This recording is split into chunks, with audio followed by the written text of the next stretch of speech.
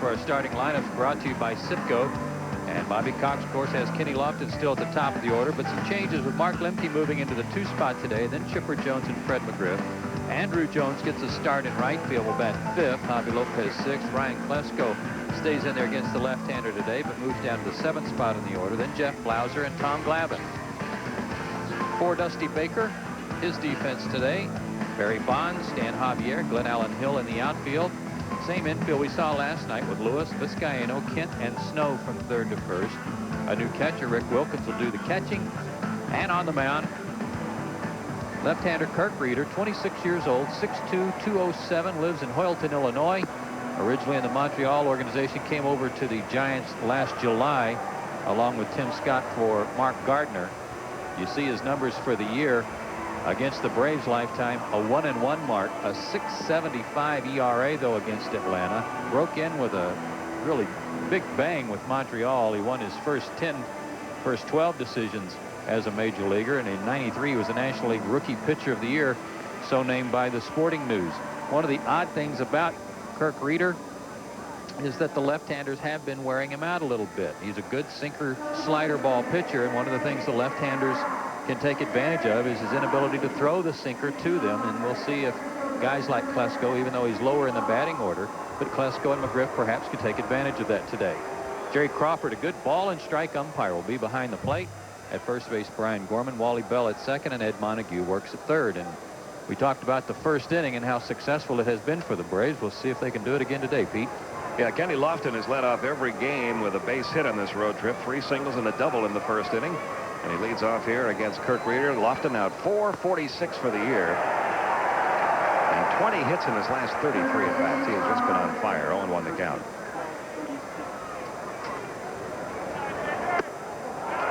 That caught the inside corner. 0-2 now on Lofton. Mark Lemke will follow, and then Chipper Jones.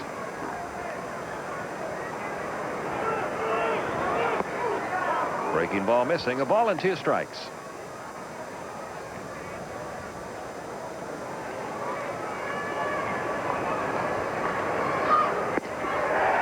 Just off the outside corner. 2-2. Pete, that's to me what's making him a cut above the other leadoff hitters. Even when he gets behind in the count, he still has a good eye, doesn't offer bad pitches. Little chopper right side. Jeff Kent fields on to first, and for the first time on this trip, Kenny Lofton has been retired leading off a game. And that'll bring up Mark Lemke. Lemke, who has been batting down in the number 7 spot, moved up to the number 2 spot today with Andrew Jones in the lineup. Mark at 226 for the year, a couple of RBIs.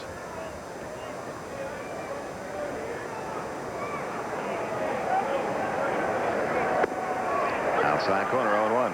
And even though he hasn't had that many at-bats right-handed, Pete, he's having a lot better time of it right-handed. He's 5 for 16. That's a .313 mark. Only 189 left-handed. 1-1 the count now on Lemke.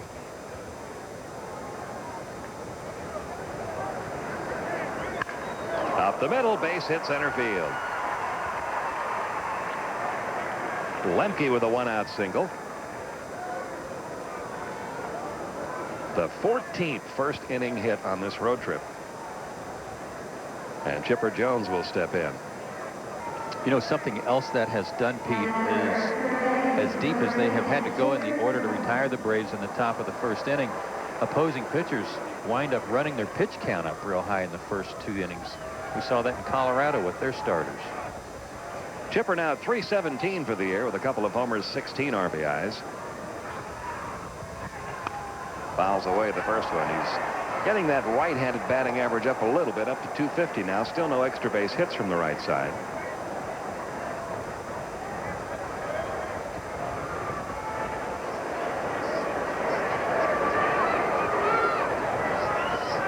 Here's the 0-1. 1 ball, 1 strike. A breezy afternoon here. Winds blowing about 20 miles an hour. Left field across toward right. Temperature at game time 61 degrees.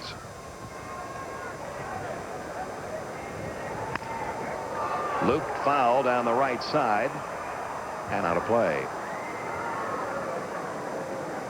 A ball and 2 strikes on Chipper Jones. Lemke at first, 1 out, just underway. Braves head for home at the end of this one, an off day tomorrow, then San Diego in for the weekend. Greg Maddux combining last night with that shutout, but coming out after 6 innings of work, gave up only 4 hits. Said he kind of aggravated that hamstring when he was having to jump over Stan Javier on that bunt single that Javier dropped down late in the ball game, but will be okay for his next start. That will come in Atlanta against the Dodgers. I think that's just something that's going to take a little while to heal, and as time goes along and a few days off here and there, it'll be just fine. 1-2 the count.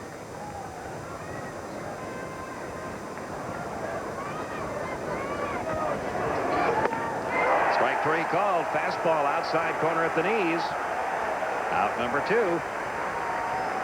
Good pitch by Reeder. Right on the outside corner. Framed nicely by Wilkins, and Chipper knew it. So Reeder with a chance to get the Braves out of this first inning with no runs on the board. Fred McGriff, the hitter, hitting .310 for the year with a couple of homers and 12 RBIs.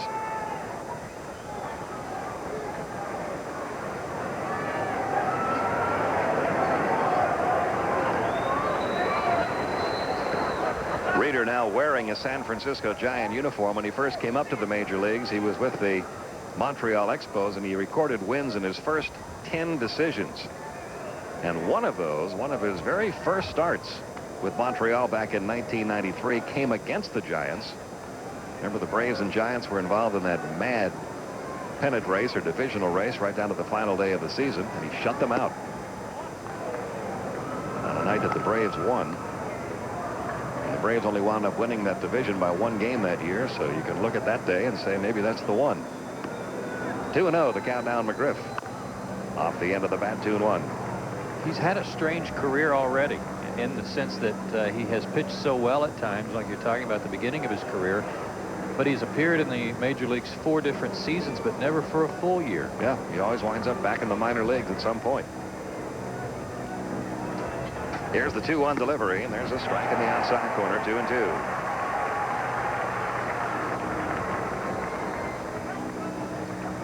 By and large, a guy who throws strikes, he's not going to overpower you. Only 3 walks this year in 17 innings. Likes to work the corners. Here's the 2-2 on the way, and it's out of play. Still 2 balls, 2 strikes on Fred McGriff. McGriff is 4 for 9 lifetime against Reeder. In fact, the left-handed bats, we showed you that number, how Reeder has had trouble this year getting left-hand hitters out. The hitters who have had the most success against him in the Braves lineup today, McGriff, who's 4 for 9, and Ryan Klesko, another left-hand hitter, who's 4 for 5 lifetime against him. It's full now, 3-2. And it's because of that pitch right there. That's a real nasty pitch to the right-handers. He likes to work off the plate like he did to Chipper Jones, but to the lefties, can't quite use that off-speed pitch and that sinking fastball as effectively. Lemke will be on the run here with 2 outs. And the 3-2 grounded to third, fielded by Lewis, looks towards second, no play there, on to first, and Snow saves him with a nice pickup. So the Braves come up empty in the first inning today. The base hit by Lemke is all they get. No score as we go to the bottom of the first.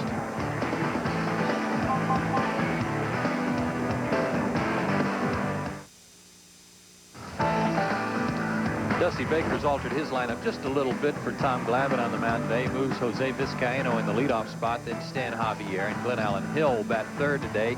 Barry Bonds moves to the cleanup spot. Jeff Kent will bat fifth. Rick Wilkins back in the lineup to do the catching, bat sixth. In the bottom third of the order, Mark Lewis, J.T. Snow, and the pitcher Kurt Reeder. For the Braves, in the outfield today, it's Klesko, Lofton, and Andrew Jones. On the infield, Chipper, Jeff, Mark, and Fred from third to first. Javi Lopez in the lineup again to do the catching, and on the mound, guy tied for first in the National League in wins, Tom Glavine. He's 3-0. He's got the 7th best ERA at 1.55.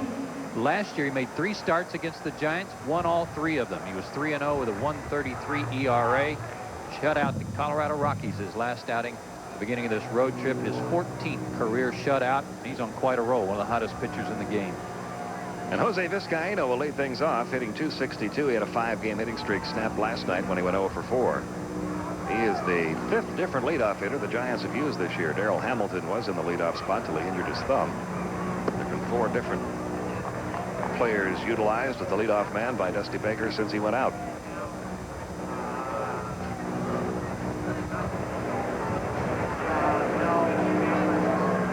The 1-0 on the way, and it's low and outside. Ball 2. Tom Glavine. What was that? Fell. Let's see if he's okay out there. Jeff Porter is coming out along with Bobby Cox, and all of a sudden Tom Glavine appears to be in pain. It happened on his follow-through. He's on a changeup too. It's like his knee buckled. It's like his right knee buckled. Oh, his right ankle slipped a little bit too. His right foot, when he went into his stride, it's like he landed on the side of his foot a little bit and rolled it over. So some concern out there now for Tom Glavine. Looks like he's going to try to stay in the game. Watch it from center field again. Watch his foot. It's like he didn't land solidly. And I don't know if he wrenched something else in the process or not. But he's looking down at his landing spot as he's delivering that pitch. He appears to be okay.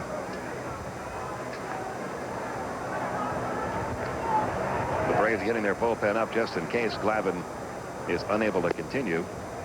He's making that stride awfully soft. He's trying to be very ginger about it. But he's going to try to stay in there.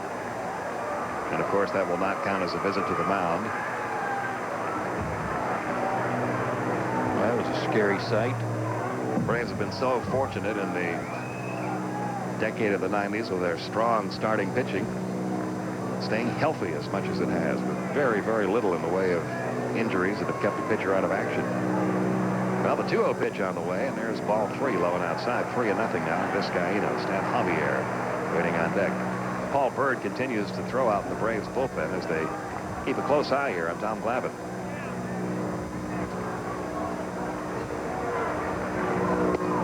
There's a strike, 3-1.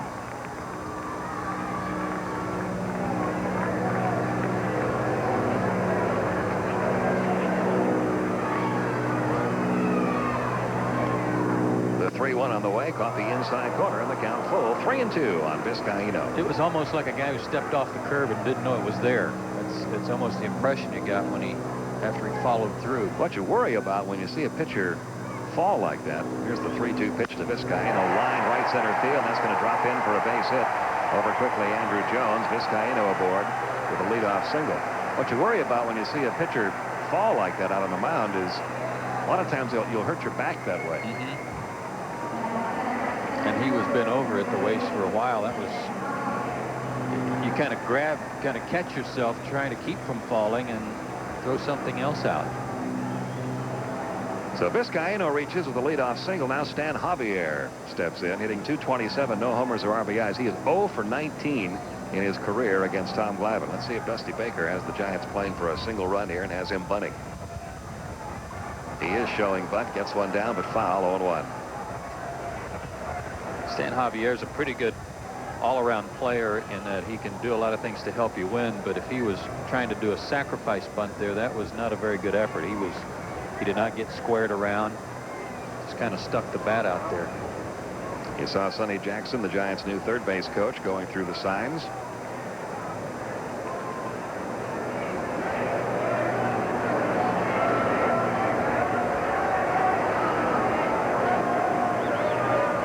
Here's the 0-1. And he fouled that one off. 0-2.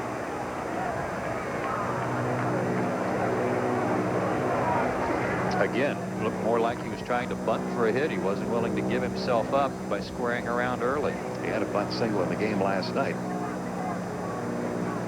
But all he's being asked to do here is get a sacrifice bunt down. Now Jerry Crawford out to the mound, wants to check out the baseball.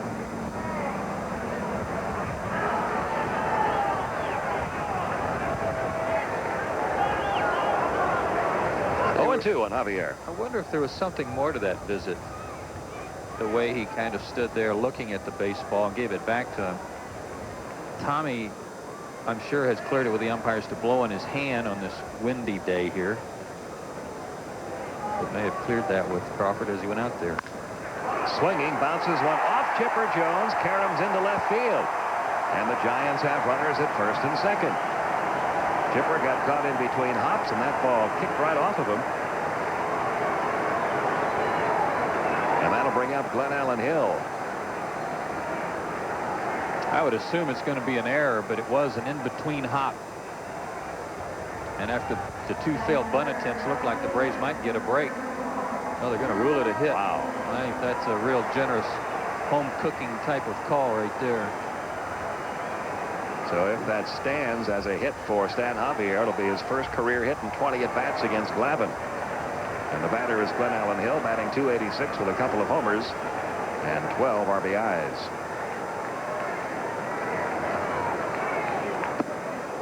One ball, no strikes. If you throw a pitch like Tom threw on, I think it was the second pitch of the game, Pete, and something like that happens, it's going to take him a few more to kind of get that out of his mind so that he's not worried about it each subsequent pitch. He might still be trying to be very careful with it. Here's the 1-0 on the way. Bouncing ball right back to Glavine. A chance for 2 here. The second for 1 on to first. Not in time. Javier forced at second, but Glenn Allen Hill beat the relay throw to first. Moving over to third is Vizcaino.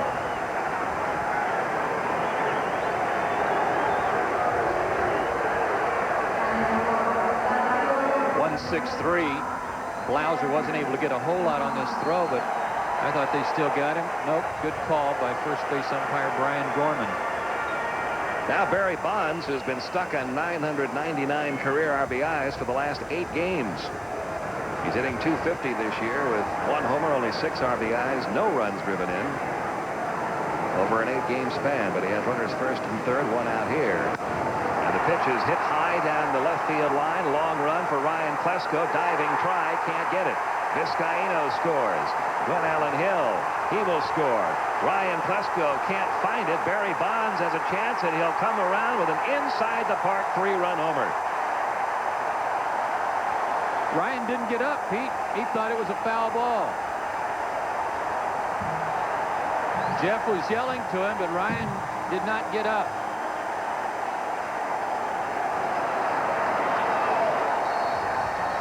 Watch again. He was going to get the sacrifice fly at the very least and get his 1,000th RBI. He got more than he bargained for. That ball landed well into fair territory, but Ryan with the slide crashed into the wall. Now he realizes that it was a fair ball, and too late.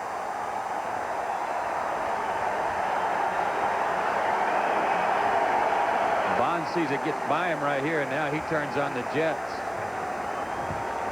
He can still go.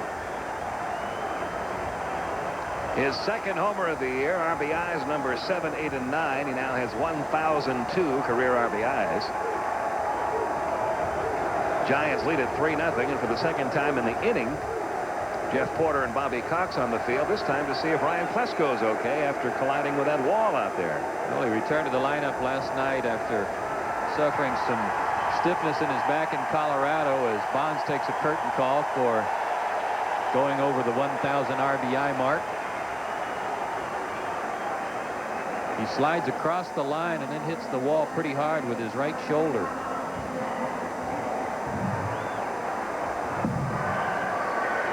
I'm really surprised at how much he slid across that rubber warning track down there. First home run allowed by Tom Glavine this year, only the 4th homer allowed by Atlanta pitching, and the Giants have a 3-0 lead on an inside the park 3-run homer by Barry Bonds. And now Jeff Kent batting .296, 4 homers, 20 RBIs, fouls back the first one on 1. Now I'm wondering if when he hit the wall, if Brian really kind of addled him, because your natural instinct as an outfielder, normally if you miss the ball, is to get up and find it, or at least check with the infielders to see what's going on. He seemed a little stunned, didn't he? He did. Very slow to get up. 1 ball, 1 strike on Kent. Watch again. And watch his head, too, as it snapped a little bit when he hit it with his shoulder. I think he was a little out of it right there. 2-1 the count now on Jeff Kent. We talked to the open about the good first innings on this road trip for Atlanta. The Giants have scored more runs in the first inning than any other inning this year as well. And they've added 3 more to that today. Here's the 2-1 pitch. Grounded to Jeff Glasser at short. And that's out number 2. Can't retire, and that'll bring up Rick Wilkins. Off to a slow start with the bat, hitting just 146 on the year with a homer and 7 RBIs. Well, I'll bet you Barry Bonds, no RBIs in the last 8 games. Never thought his spring would end that way. Inside the park homer.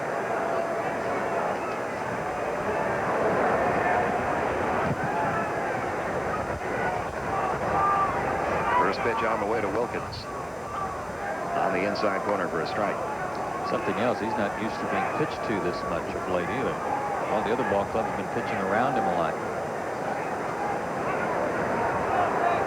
Here's the 0-1 on the way, and that's in for a strike 0-2. Well, perhaps the ultimate compliment paid to Barry Bonds after the game last night by Greg Maddux, who said he is definitely the best hitter in the National League.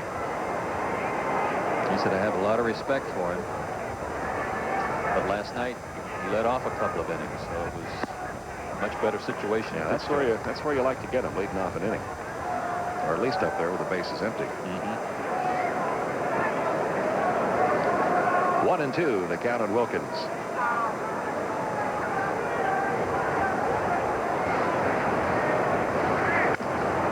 Ground ball toward McGriff. Fair. Glavine covers. And a rocky start for the Atlanta Braves. Tom Glavine shaken up. Ryan Klesko shaken up. 3-count Park shaken up by an inside the park 3-run homer by Barry Bonds.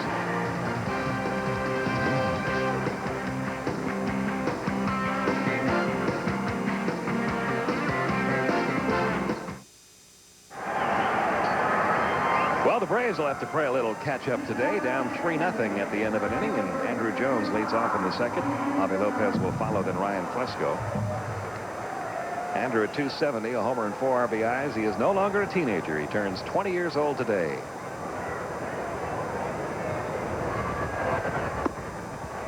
Why is it, Joe, that when you're 19, like Andrew was until this day, it seems like the birthday comes only about every 3 years? Once you get to 40, they seem to come every 6 months. Boy, tell me about it. 1-1 the count. 20 years old. Breeders 1-1.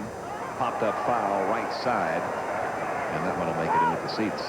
Maybe it's because at that age you're doing a whole lot in between birthdays, and at our age there's not a whole lot going on in between. It just seemed like he had been 19 forever. 1-2 the count.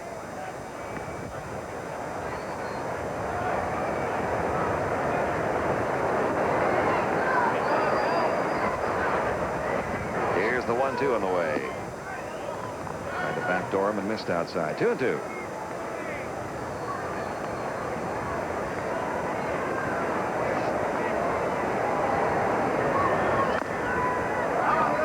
Still 2 balls, 2 strikes. He has seen mostly left-handers. He's faced a few right-handers on occasion when he's come in defensively and stayed in a game to get an at-bat. Been behind the count a lot, too, on this road trip when he has had some ABs. Here's the 2-2. Just off the inside corner. That was close. 3-2. That's something Reeder has to do, though, much like Tom Glavine. If he's going to work on that outside part of the plate, he's got to come in some and keep the right-handers honest. Now the 3-2 pitch stays alive, still 3-2. 3-0, Giants leading it. We're in the top of the second.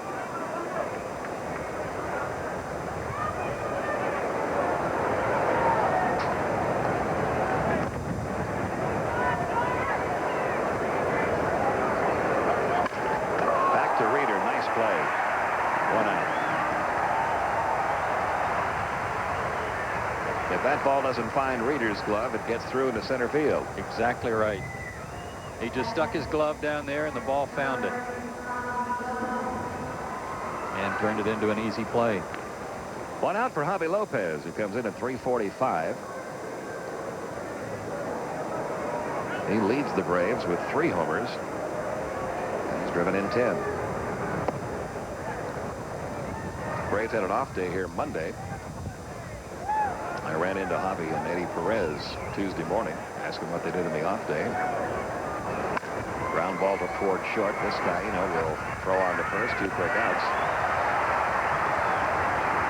Eddie and Javi and several of the other Braves players visited Alcatraz, one of the top tourist attractions here in San Francisco. I asked them, did they enjoy it? Javi said, yeah, it was nice. I think that's the first time that Alcatraz has ever been described as, I know what he meant. It was a nice time. Came out kind of funny. 2 gone. Here is Klesko now. Klesko, 250 for the year, a homer, 10 RBIs.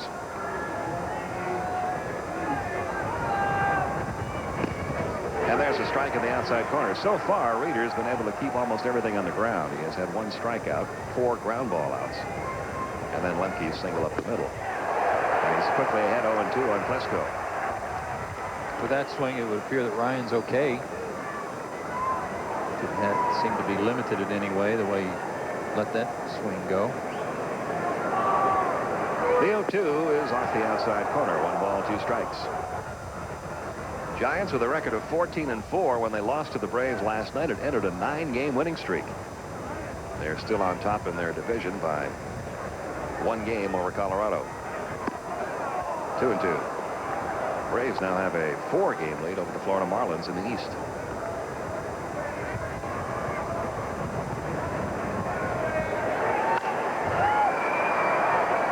Let's see if Lewis will have a play over near the tarp. He will not. Well, he might have. I think he lost that ball.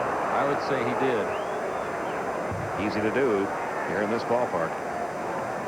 Might give you an idea what the ball did to Ryan Klesko, too, out in left field. The wind pushed it back away from him a little bit. Mark Lewis lost that one altogether on a ball he thought was going to drop somewhere near the tarp. Still 2-2 on Klesko.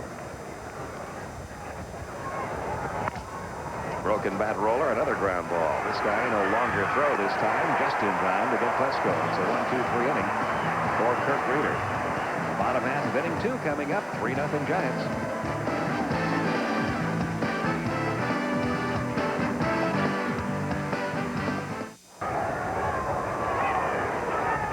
Was 1 for 3 at the plate. Fouls off the first one, 0-1. We've talked oftentimes about Tom Glavine's first inning problem speed, but those were the first runs he has allowed in the first inning this year.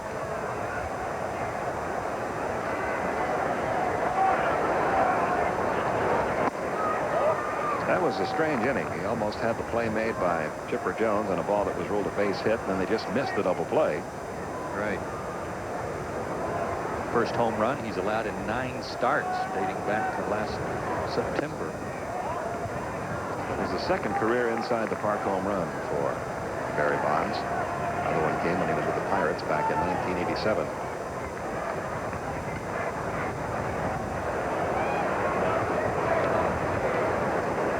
Here's the 2-1 now to Lewis. Good changeup, 2-2.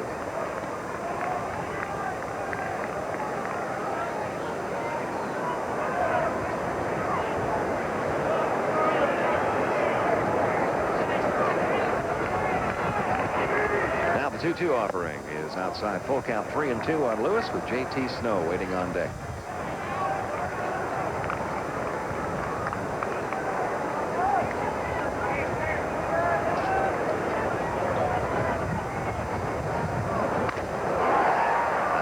Short, Blauser fields. 1 away.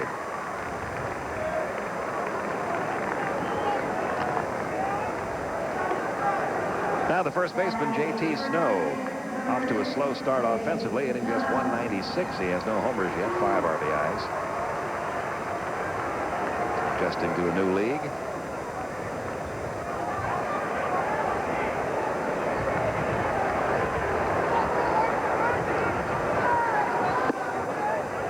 Takes ball 1. Yeah, just 5 for his last 28.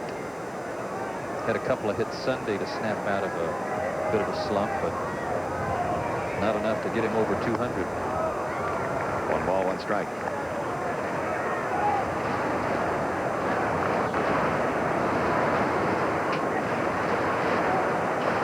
Career .257 hitter and 17 home runs with the Angels last year. 1-2. You know, it's one thing, Pete, to change leagues, go to a new team, but when you go to a new team, the whole team's new there too. It's really unsettling because you start feeling a little more pressure to do the things that they expect from you, the reason they traded for you. Here's the 1-2 on the way. Just missed outside. 2-2. Then you, as you mentioned last night, those folks that were watching the broadcast got hit in the face with a pitch from Randy Johnson in spring training. That slowed everything down. So he's just a little bit slow, still a little bit like spring training for him, and I'm sure he'll get it turned around soon. Here's the 2-2. In the air, shallow right center field. Lemke back, coming on. Andrew Jones, diving try, can't come up with it. There's a base hit for Snow.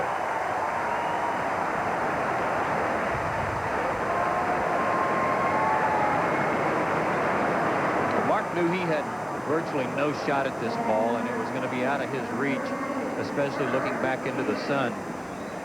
The only chance was with Andrew. Excellent pitch off the plate. He hit it off the end of the bat and then hit it right into no man's land.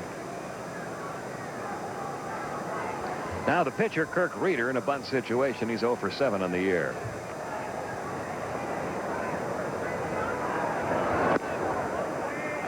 Takes ball 1.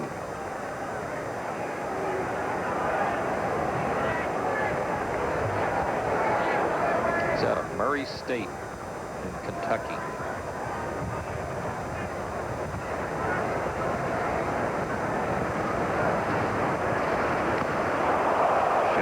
Swung away, fouled it back. 1 ball, 1 strike. That's not a bad idea if the defense is on top of you, but he really had plenty of room to drop the bunt down the first base side, especially. And that's where it looked like he was trying to hit the ball. He was trying to pull it. Chipper remains camped in on the grass at third. And the 1-1. He tried to bunt it, missed it. 1 ball, 2 strikes. He's upset with himself because he tried to bunt a ball that was a foot outside.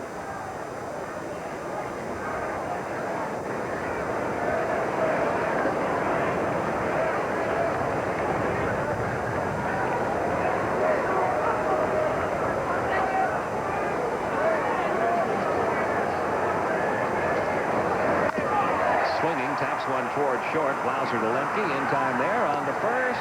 Not in time. Second time the Braves have just missed turning one. 2 outs in the inning.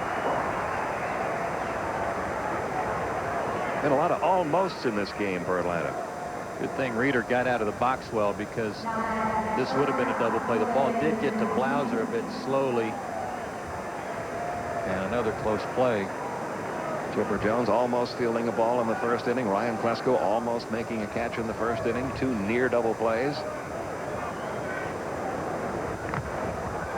But the Giants have a 3-0 lead with 2 outs.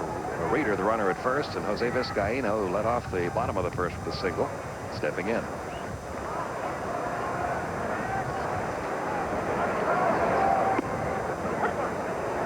Nothing in 1.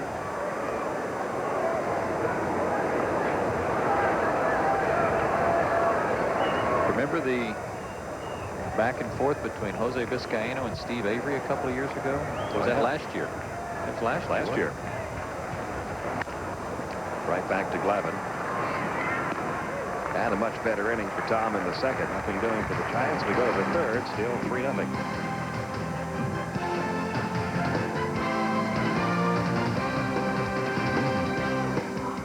7 o'clock Eastern time, and on TNT at 8 o'clock Eastern time. It's 40 games in 30 nights with the NBA playoffs right here on Turner Sports. You're going to be involved with a little of that too, aren't you? Yeah, I'll be out in Utah, not tomorrow night, but for the game 2 of that series on Saturday between the Clippers and the Jazz. Is that a power forward? Speaking of the NBA, Dennis Rodman may have loaned that out for today here at 3Com. I think that goes with the eye line. Jeff Blauser will lead off, followed by Tom Glavine, then Kenny Lofton. Blauser comes in 387, a couple of home runs, 10 RBIs, off to a great start. Went 1 for 4 with a double last night.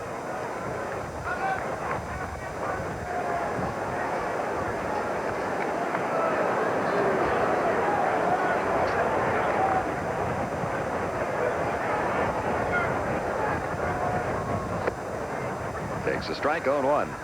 Reeder's pitched well and some consistent baseball since he came to the Giants from Montreal. Made 6 starts in all, a 2-2 mark, an ERA 2.3. Inside corner for a strike, 0-2.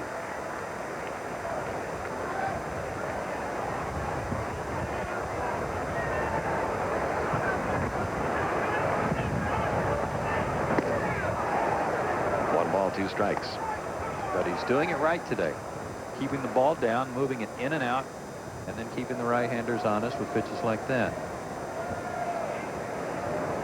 The 1-2 on the way, misses outside, 2-2. The Giants off to a surprisingly good start with their pitching. Their team earned run average actually higher or better than Atlanta's. They are ranked 3rd in the league, 257. The Braves started the day 4th in the league, 261. Deep to left field by Blauser, up in that window.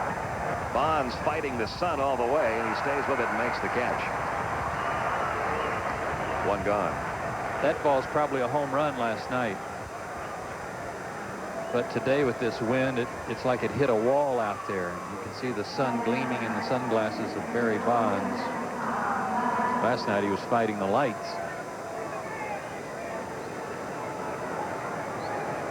Now the pitcher, Tom Glavine. 2 for 7 on the year. With a couple of RBIs. Fouls off the first one, 0-1.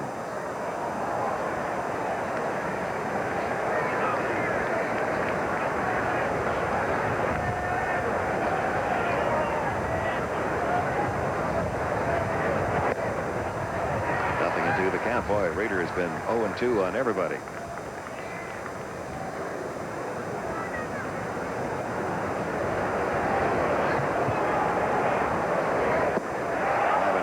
Stop a swing, unable to. Second strikeout of the game for Reeder, 2 gone. Here in the top of the 3rd. Back we go now to the top of the order. Kenny Lofton. Lofton grounded out to second his first time up. For the first time in 6 games. Did not lead off the game with a base hit. And he fell behind 0-2 in that at bat. So Reeder's doing a great job of getting ahead in the count, as you mentioned. Nothing in 1.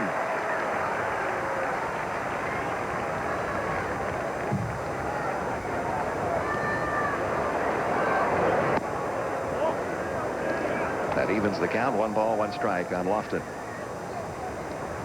Talking about their pitching, Pete, they're not going to be an offensive machine. They're going to struggle to score runs all year. And that's why that pitching is so important.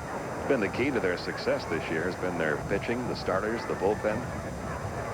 No ERA on the staff higher than 3.38 right now.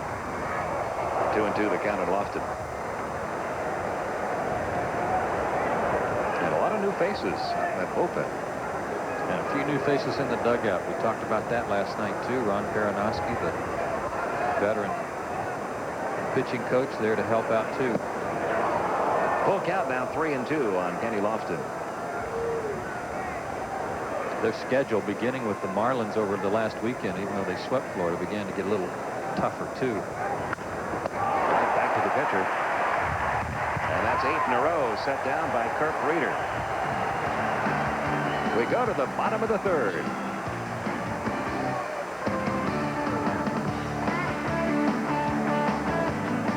Going to the bottom of the 8th. Vaughn is homer for Boston. Thome for the Indians. And one final. Yankees beat Milwaukee 10-5 as Kenny Rogers won his 2nd game.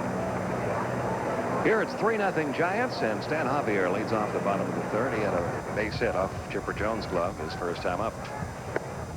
Takes a strike outside corner. Well-traveled outfielder. Began with the Yankees, then went to Oakland, then the Dodgers, then the Phillies, then the California Angels, then back to Oakland. Last year became a Giant.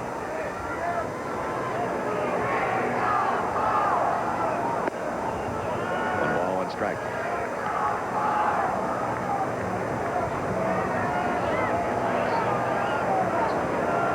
Goes back to what I said about him earlier. He does a lot of things well. He may not do anything great, but he certainly doesn't hurt you defensively. Can play into the outfield spots.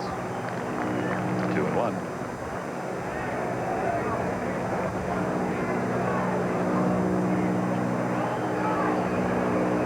His dad was pretty salty ball player, too, wasn't he? Julian Javier with those great St. Louis Cardinal teams. 3-0 to count. He and Del Maxwell had a double play combination. Pretty good foursome on the infield period, wasn't it? Defensively, Ken Boyer, Bill White. Bill White at the other corner. Mercy. Talk about some defense.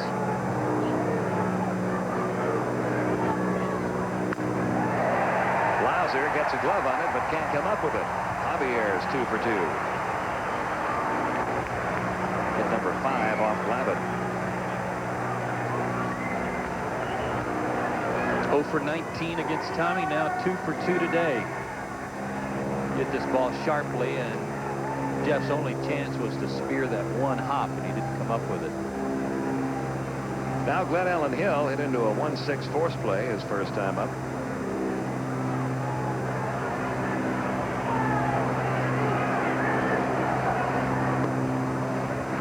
Here's a guy, Joe, it seems like he has been on the brink of developing into a really big-time major league player his entire career. Everybody says, well, he's almost to the point we think he can be a star in this league.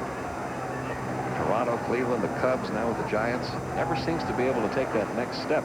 Maybe this will be the year he's off to a good start. Double play ball. Lemke, Blauser, McGriff. Injuries have played a part of that, too. Last year, he had to miss a lot of time with the Giants after, I think it was his wrist that he injured on a diving effort. But you're right, he's got great talent. And I think with Gene Klein's in the dugout as their hitting coach, I think constantly reminding him of the things he has to do to be successful, I think he'll have a good year.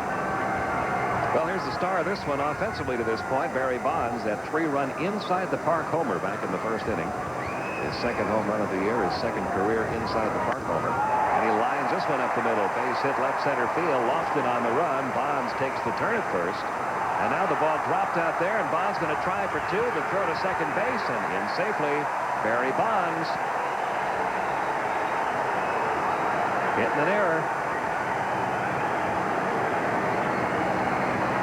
Puts a little more pressure on Tom Glavine to pitch to Jeff Kent with a runner at second instead of first.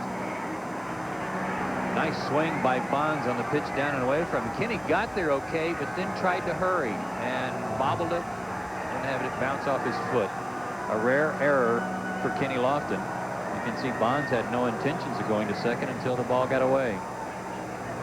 So at 2 outs, Bonds stands at second for Jeff Kent, who grounded out to short his first time up.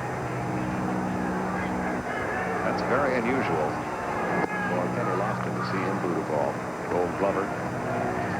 The American League, that's his first error this year.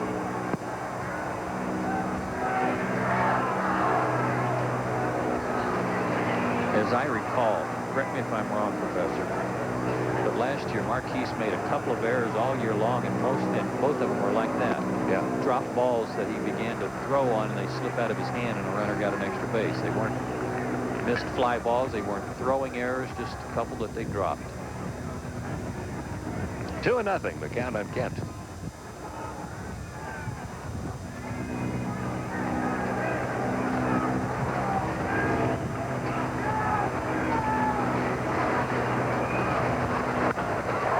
Right at the third baseman, Chipper Jones, and Glavine's out of the inning. Gives up a couple of hits. The Braves commit 1 error behind him. But we go to the 4th with no change in the score.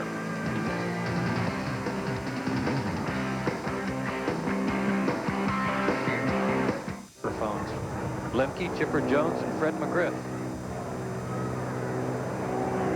Kurt Reeder has been outstanding. Getting ahead in the count, working the corners, keeping the ball down. This is inside with that one. Bright sunshine, brisk winds, 15 to 20 miles an hour when we started. 2-0. Usually during the daytime, the winds don't play that big a factor until you get late in the game, maybe 4 o'clock or so local time. It's been very, very breezy today. 3-0. Suddenly behind a hitter and the leadoff man in the 4th. Generally speaking, Pete, and we saw evidence of that with Blauser's ball that he hit to left, it just died in the wind. In the past, if you hit the ball near the line and right, you've got some help. help. There's some. A leadoff walk. One of the longest home runs that I ever saw hit was hit here by Rick Monday while with the Dodgers. He hit one in the upper deck out there by where that Stocks, Bonds, and Mutual Fund sign is, and almost up into the exit. Chipper Jones struck out his first time up, shows bunt. That's 5 straight delivered by Reeder. It's 328 down the lines, 365 to the gap in right center, but almost into that exit above that bullseye. Going up as it hit the stands. Good bunt. Tough play for Lewis. He's got to hurry. Didn't get him.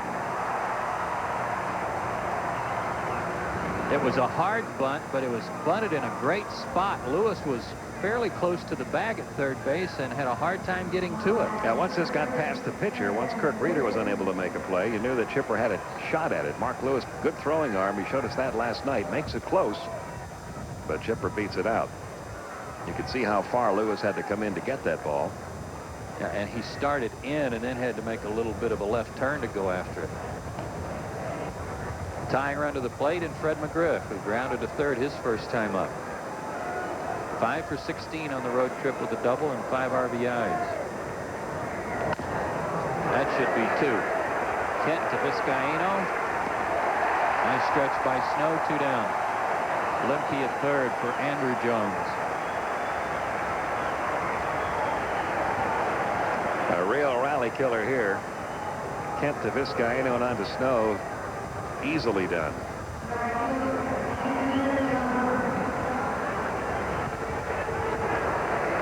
That's part of the reason for their success, is the way they've been catching and throwing the baseballs. It was not evident last night, and it hurt them. But when you don't score a run, you're not going to win. Yeah, Dusty Baker credits their defense above everything for the good start they're off to. Andrew Jones hit the ball hard his first time up, but a one-hopper speared by Reeder.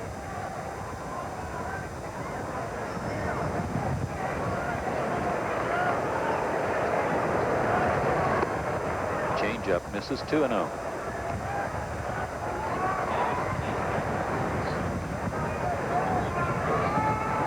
Andrews 2 for 7 on the road trip with a homer.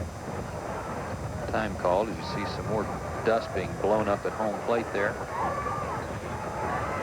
The scary part about playing the outfield here, Pete, is if when you think you've got a read on what the wind is doing to a baseball, time called now, and Dick Pohl out to talk to his pitcher.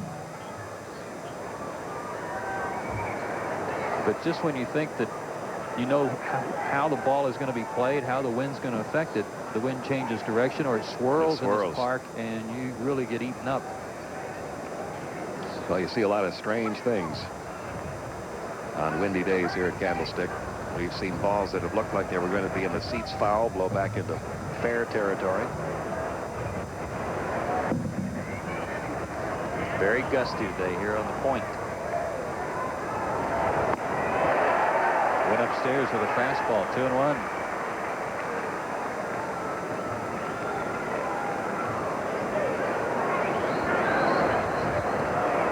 Maybe Dick Pohl noticed something about his mechanics that had gotten off here this inning.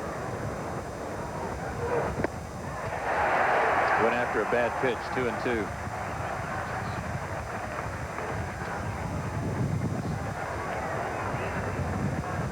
That is one pitch that Andrew is going to have to learn to lay off of, that pitch that's down and away. See him chase a lot of those. Especially when he's ahead in the count. There's no reason to offer at that pitch. 2-2. Took that one, full count.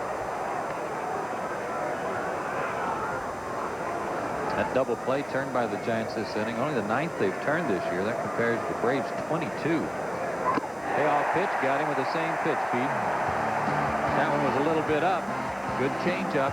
He has his 3rd strikeout, and he pitches out of trouble. Braves leave a runner. We go to the bottom of the 4th. Still 3-0.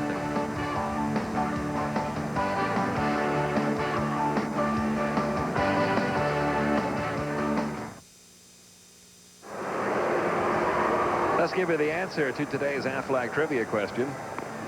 Question was about Barry Bonds. He became the 2nd major leaguer in history to accomplish what feat last season.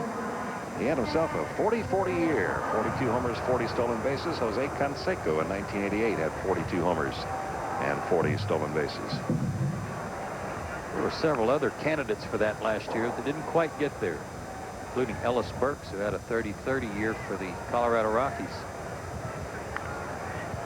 Rick Wilkins, Mark Lewis, and J.T. Snow for the Giants here in the bottom of the 4th inning. They lead 3-zip. Wilkins grounded out to McGriff his first time up. He's really fighting it. 6 for 42.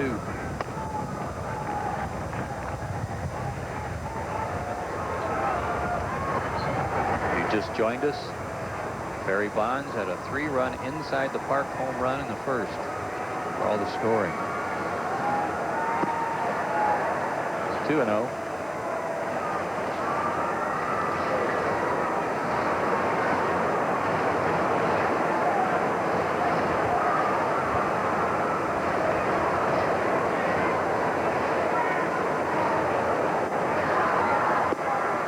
Tom Glavine's wins this year, a couple of close games, 1 blowout, and beat Houston 3-2 at the Astrodome, won 4-2 against the Astros at home, and then 14-0 in the beginning of this road trip at Colorado. Now 3-0 to Wilkins. He walked it. A leadoff walk to Wilkins on 4 pitches. Reeder was able to pitch out of trouble in the top of the inning after a leadoff walk. First walk issued by Tom today.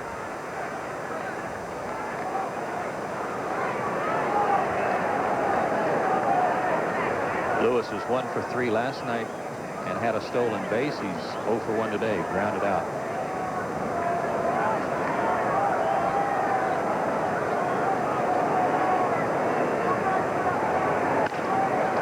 Chance for 2? No, just 1. Glavine couldn't handle it cleanly. Another one of those almost plays, Joe. The Braves have been just a little bit out of sync all day long. Things that they've been doing so naturally in the early going this year have a little trouble executing today. That's another double play ball if Glavine fields it cleanly, but unable to. He gets the sure out at first, but that runner in scoring position now. For J.T. Snow. He hit a bloop, wind-blown single out behind second his first time up. And got his average up over 200. You know he's excited about that. That's one step.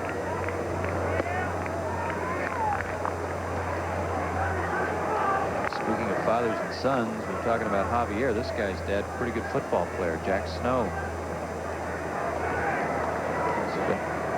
I think all of his career with the Rams. With the Rams, right? When they were in Los Angeles still. Another one, almost the same spot, but Andrew Jones was playing shallow, slipped a little bit, but made the catch. 2 down. Boy, for a moment it looked like that one was going to drop in when Andrew lost his footing. Andrew was going to have plenty of time, but then planted his foot.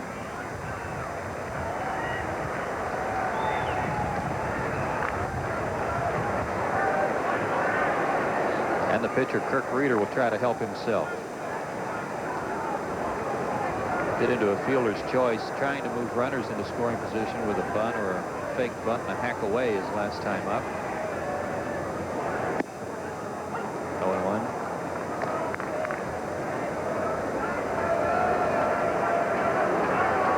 An off day tomorrow, then the Braves back home Friday night. The 3-game series beginning with the Padres. Denny Nagel against Andy Ashby.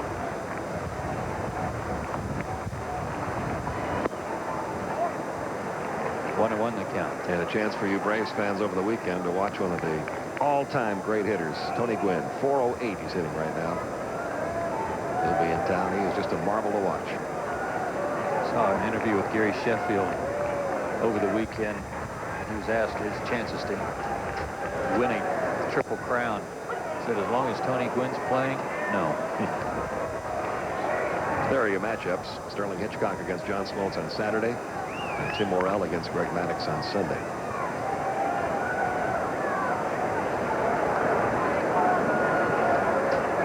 Padres come into play in last place in the West, but they have a 9-8 record. A wave and a miss, and Reeder is down on strikes.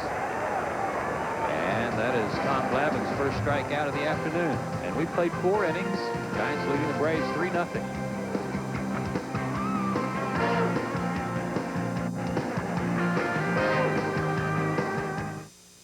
Atlanta Button and is intended solely for the entertainment of our audience. Any publication, rebroadcast, retransmission of the pictures or descriptions of this game without the express written consent of the Atlanta National League Baseball Club is prohibited. Final score in from Cleveland. They rallied to beat Boston 11-7. 5 runs in the 7th, 2 in the 8th. Jack McDowell the winner. Old Vaughn, Jim Thome had home runs. And speaking of homers, all the scoring in our contest came in the first inning with Vizcaíno and Glenn Allen Hill on base. Barry Bonds going for his 1,000th RBI, drops this one down the left field line. Ryan Klesko crashed hard into the wall and then didn't get up to get the baseball. And by the time he recovered, Barry Bonds circled the bases easily. His second home run of the year. He now has 9 RBIs, and he went over the 1,000 mark, career ribbies. Lopez, Klesko, and Blauser due up here in the 5th. Kirk Reeder's allowed only 2 hits. First inning single to Lemke, and a 4th inning bunt single to Chipper Jones.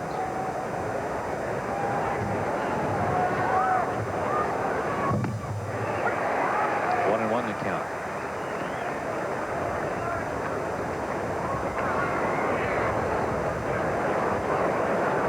How about this beat for Reeder? Inside 11 of the 12 outs recorded by either ground balls or strikeouts. The only fly out was the hard hit ball by Blauser to left that got hung up in the wind. And the 2 base hits. Lemke more of a bouncing blinder up the middle. Chipper Jones, that bunt single.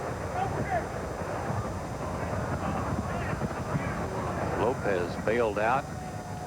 He was lucky that Reeder stopped, because I don't think he would have had to. I think that pitch might have counted. But again, the wind flipping that dirt up into the hitter's eyes.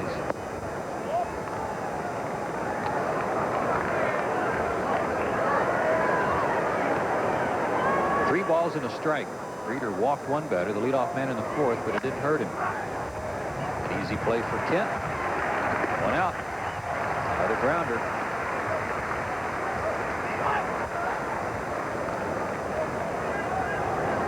Brian Klesko grounded to short his first time up.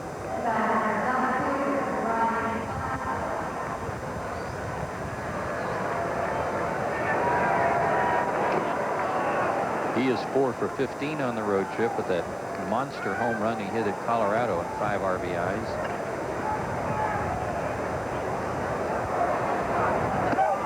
Yeah.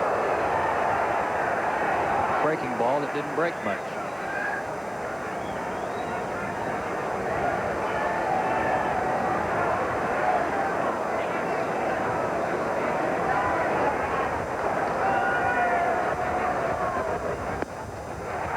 Fastball on the corner. Inside, outside. He is pitching brilliantly right now. Inside, outside, nothing up. The only pitch he really left up was that pitch up and away to Andrew Jones that he went after. But that was a purpose pitch. Yes, it was.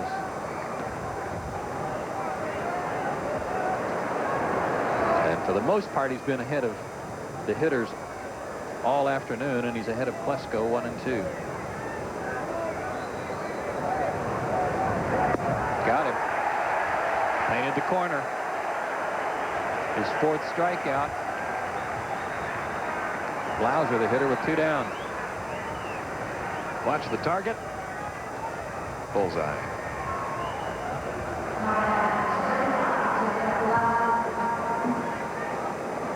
Exactly where Rick Wilkins wanted it.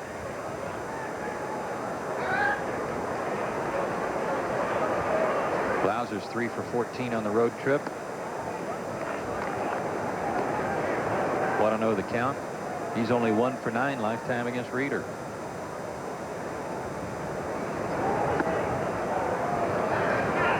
Two 2-0. Reeder's not wasting any time either. No, he isn't. He's working very quickly. Hitter's stepping out, in fact, to slow him down a little bit. 3-0 with the pitcher on deck.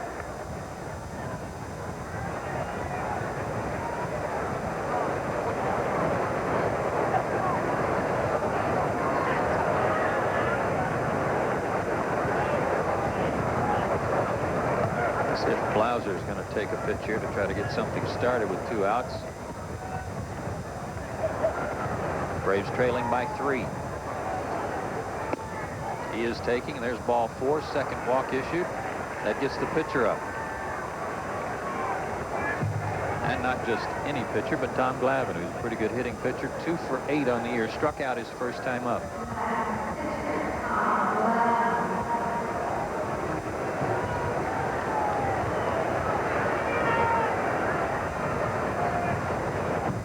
And Wilkins out maybe to slow Reeder down just a little bit.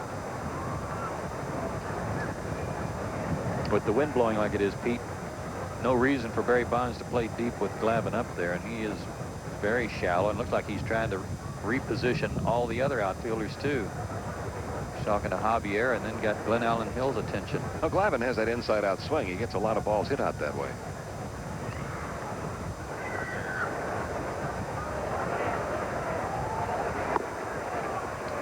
Showed bunt just to pull Lewis in a little bit, and Reeder misses again.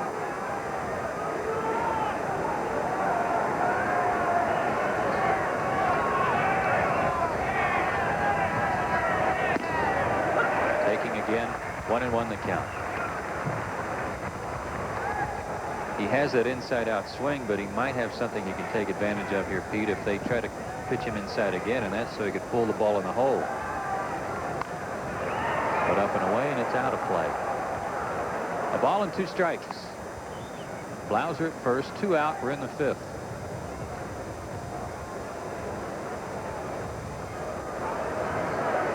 One way to describe that today is excellent control.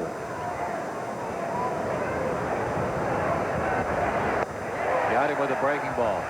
Glavine down on strikes for the second time. Braves strand another runner. We played 4.5. Skip Carey and Don Sutton headed over. It's 3-0 Giants.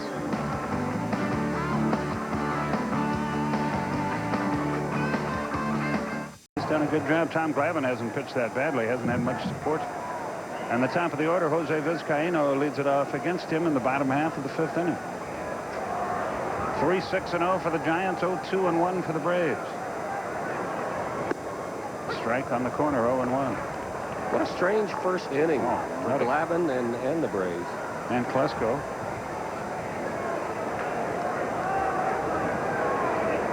The 0-1 pitch.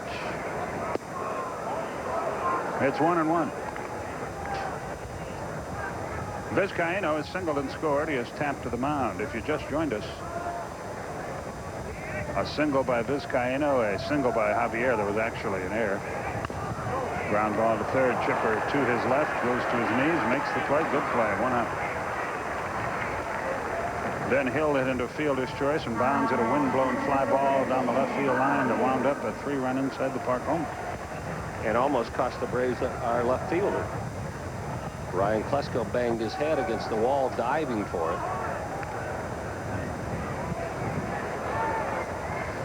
Stan Javier's 2 out of 2. One of them is actually a hit. At the knees, outside corner, 0-1. Home on Friday against the Padres. No TV, but Denny Nagel against Andy Ashby.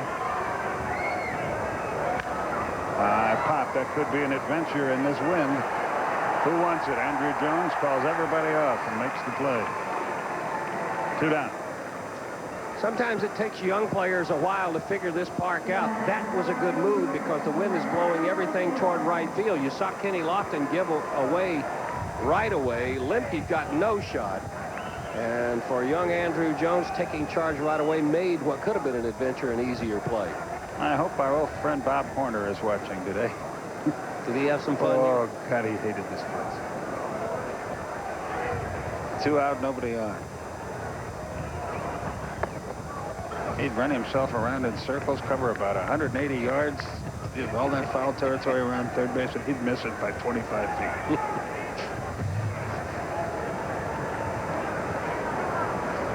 Hill has scored a run. He's 0 for 2, and he pops that one out of play. Yeah, the wind can turn it into an adventure. I remember giving up a inside the park homer here that landed about 45 feet back at second base. It was when they had the AstroTurf, and much like the fly ball that Lofton and Andrew Jones and Lemke were all around, it bounced over the center fielder's head. And the great part about that is you took it with such great aplomb. They did? I'm sure you were laughing. Yeah, right. I think that's the day I walked back to the Sheraton Palace, which is not really a smart idea here. It wasn't a smart idea now. It wasn't a smart idea then. 1-2, the count.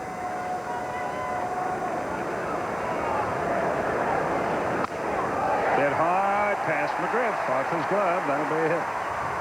And Barry Bonds will bat with a runner aboard and 2 out.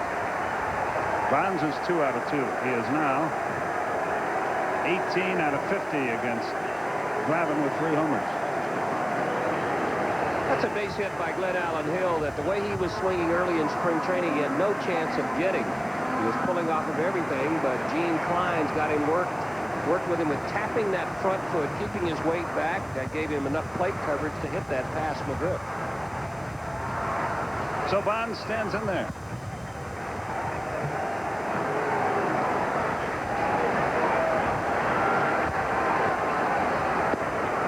Strike at the knees, 0-1.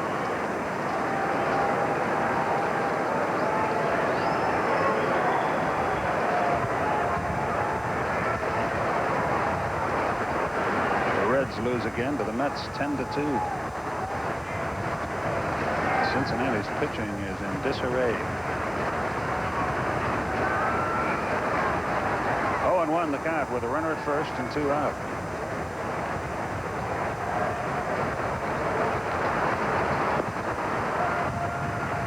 One and one the count. Early in the ball game, the Braves did not have the shift on against Bonds with Glavine out there, but now the shift is on with 3 infielders to the right side of second.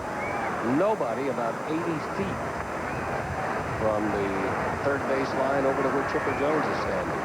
With 2 out, they figure he'll be trying to hit one out. Instead, he hits one back here. Close. 1-2 the count. Incoming.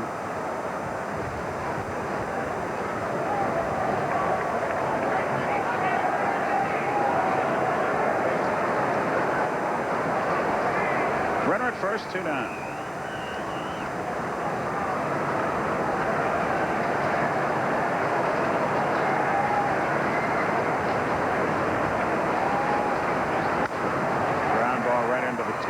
Right at Lemke, and the inning is over. 1 hit, no runs, no errors, 1 left. 5 innings have gone by. The Giants enjoy a 3-0 lead.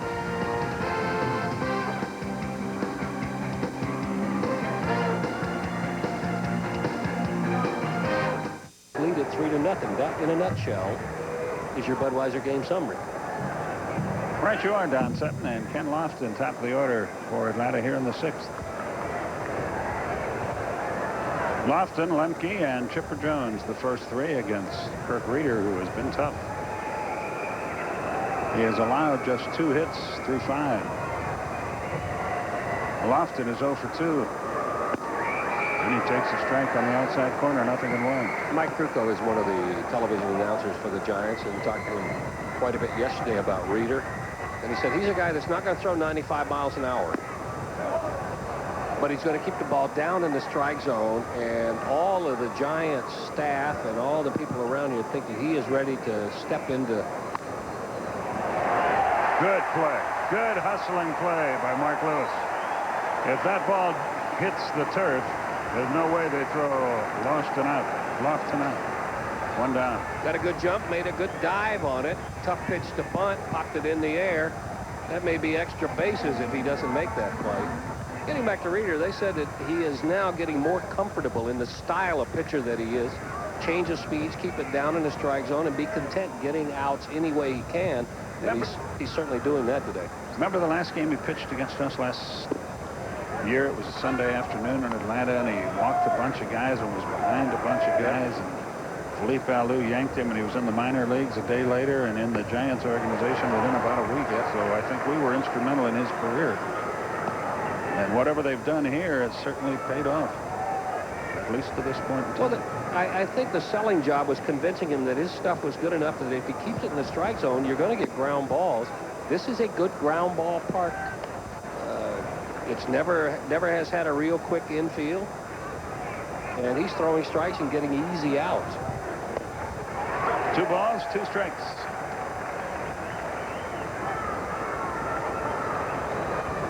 Maybe I'm wrong. The board says 3-1, but I believe it's 2. Doesn't matter anymore. That little flare is going to fall. Boy, if Hill keeps running, he catches that ball. He played that as if he was on AstroTurf, and he isn't. There's a break for Atlanta. Most of the time here, the ball, you hit it a little bit higher, travels well in right field. But this one just kind of nosedives right in front of Hill. One more step, and you're right, he makes that catch about knee-high. Chipper Jones, the batter, 1 for 2, a bunt single. He struck out on his other plate appearance. Downstairs with breaking ball, 1 ball, no strikes. They're in the 6th now, Florida and Colorado, 2-2. On one scoreboard, on the other scoreboard, they're on the 6th, and Colorado leads 5-2. That scoreboard is closer. It's on the Colorado side, so they get the news quicker. It's amazing.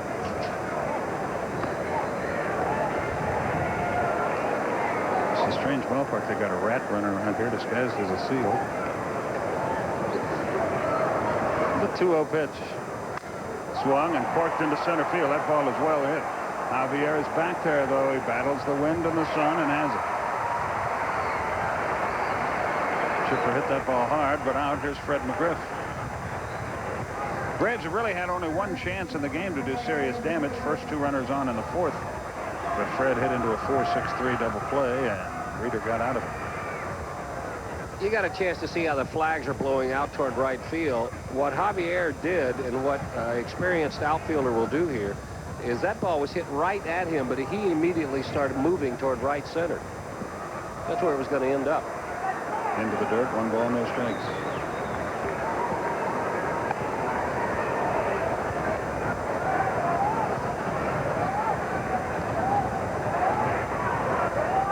Runner at first with 2 down.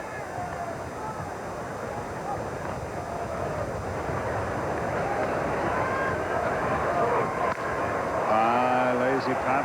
That might be trouble, too. In short right center, Javier comes on. He's got it.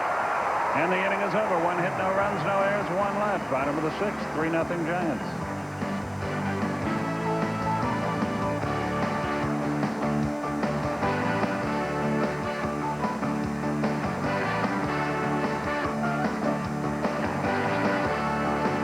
Only on Friday and Tuesday. TBS Saturday, Sunday, and Monday, and that's what's on deck for the Atlanta Braves. And on Friday and Tuesday, Atlanta hoops action as the NBA playoffs get underway. Jeff Kent leads off the bottom of the 6th. All Glavine can do is try to hold them right where they are and hope his teammates can rally.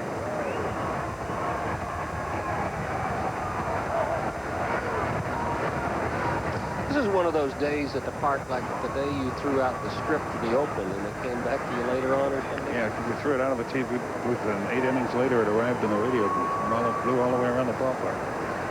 There's Lou Seal, who looks like a rat. 2-0 the count. What's your favorite mascot? Boy, Lou is... I know, Lou is Lou fine. and Mr. Red and Fred Bird are all in there flat-footed time. Look at the dust and gunk blow into the hitter's face here. A most forgettable ballpark. But good burritos. 2 balls, no strikes. SBD burritos. Yep.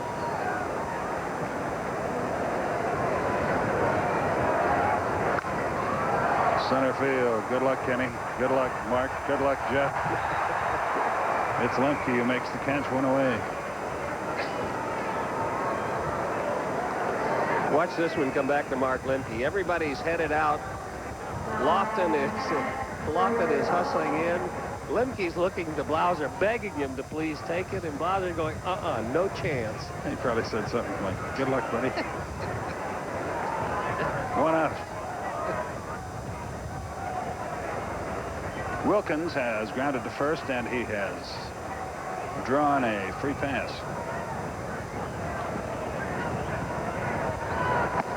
Upstairs, 1 ball, no strikes. Well, now, let's see. They've had the crab here. They've had the seal. That's the crab singular. It was a mascot they had some years ago. What would you use as the mascot if you were here? Don't ask me that. Don't go there. 1-1 the count.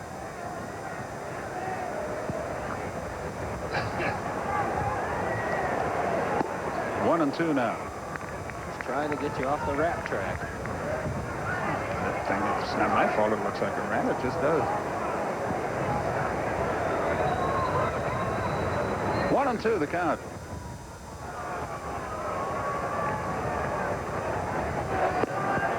Oh, that was close. 2 balls, 2 strikes. Mark Lewis waits on deck.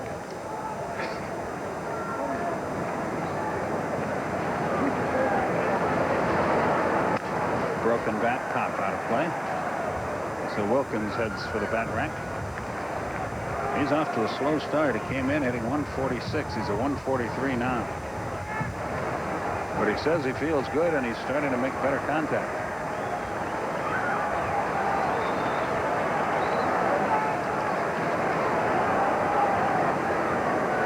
The Marlins having a tough road trip. They're losing again to Colorado 5-2. Colorado bats in 7th. All the scores for you on the award-winning Delta scoreboard coming up soon. See ya. Wilkins caught looking, 2 down. Second strikeout for Glavine. And a good pitch for Tom Glavine. Started that fastball off the plate. See where Javi Lopez is sitting. See it come back over just enough to catch the corner. And Mark Lewis stands in with 2 out, nobody aboard. Lewis has grounded to short and hit one back to the mound.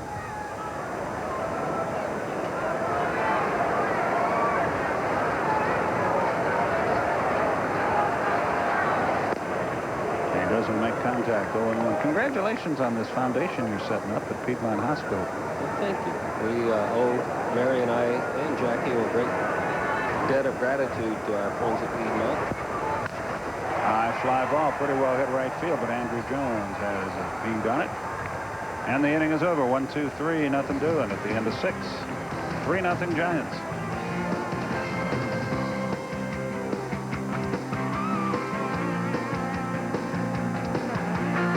Beginning at 8 o'clock. I'm sure if you check that schedule right there, one of your favorites is somewhere there. There's a whole lot of NBA on TBS and TNT starting tonight. And the first pitch is outside to Andrew Jones as we venture on into the 7th inning. Both bullpens are busy. Paul Bird for us. The pitch hit right back where it came from. 1 away. He's made about 3 of those plays today where he looks like he's looking someplace else and the ball just jumps right in his glove. You know you're going good when you catch those hit up the middle. There's Paul. Julio Tavares, Rich Rodriguez in their bullpen. Rodriguez is the left hand.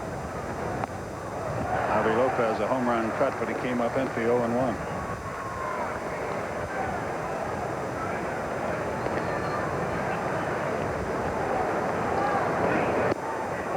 Ball and a strike. Getting back to your foundation, we don't want to belabor the point. I know you don't, but as we go along, we'll let the fans know how they can become involved. Well, we owe so much to Jackie was born so early. We owe so much to the nurses and the doctors and all the people at Piedmont NICU. So what we'd like to do is to help them see that other parents can come through that as fortunately as we have. We appreciate everybody who's already expressed an interest, and we'll keep you posted as it goes along, and hopefully as advances are made in the care of at-risk youngsters, that the top of the line will be right there at Piedmont. 3-1 pitch. It's low, so Lopez draws a pass. 3rd walk given up by Reeder. Ryan Klesko will be the batter. And Wilkins, for one of the many times today, goes to the mound to give his bullpen this time, I guess. a chance to ready itself. Klesko has flied to left and walked, and here comes Dick Pohl again, the pitching coach. So Pohl and Reeder will meet on the mound with Wilkins. Padres in town over the weekend. We will televise Saturday, Sunday, and Monday. Hoops on Friday and Tuesday. The Giants think their catcher of the future is a young man named Marcus Jensen.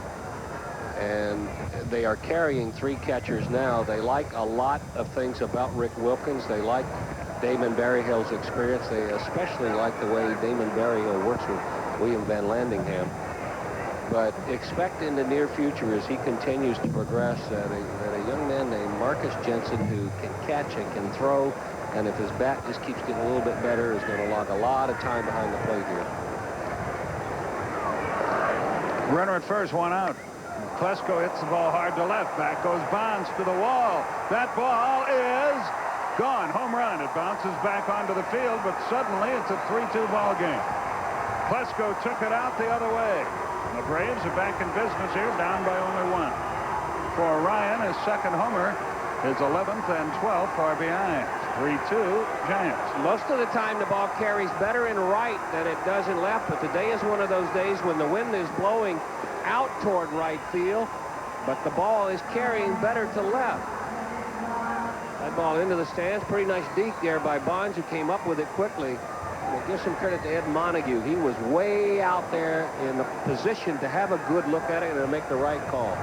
Yes, he was. He did his job. And with that wind blowing, you got to hit the ball viciously hard to get it out today. Blauser out of the batter's box, and that's going to be all for Reeder. Here comes Dusty Baker. Second visit of the inning, so you know probably Taveras will be coming into this game. But we shall wait. See which one of them it is. It is Taveras, so Dusty Baker has made the Bell South call to the bullpen.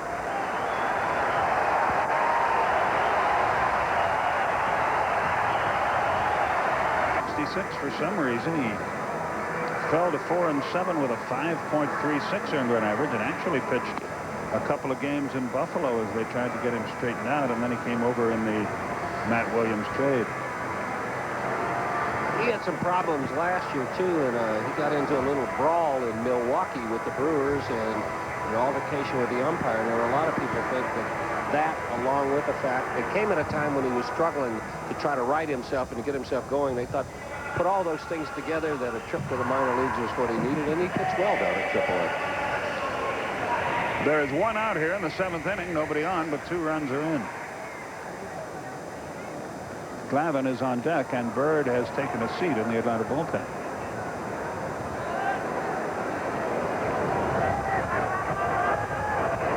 Taveras goes to work upstairs. 1 ball, no strikes.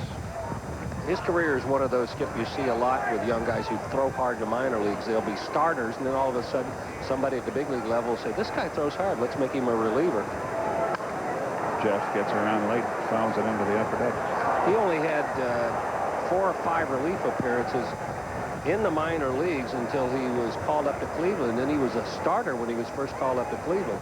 It was in that 95 season that they decided they wanted him coming out of the bullpen for short stints.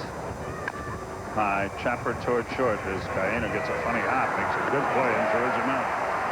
He had to reverse directions on that ball, and he did so nicely. Glavine will hit for himself here.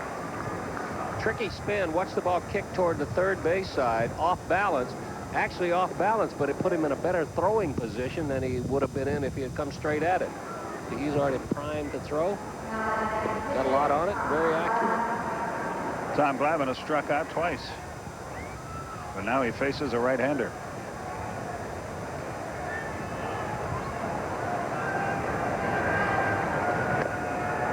Strike called. In that World Series in 5 games, Taveras went 4 1/3 innings, 3 hits, 2 walks, a strikeout, no runs.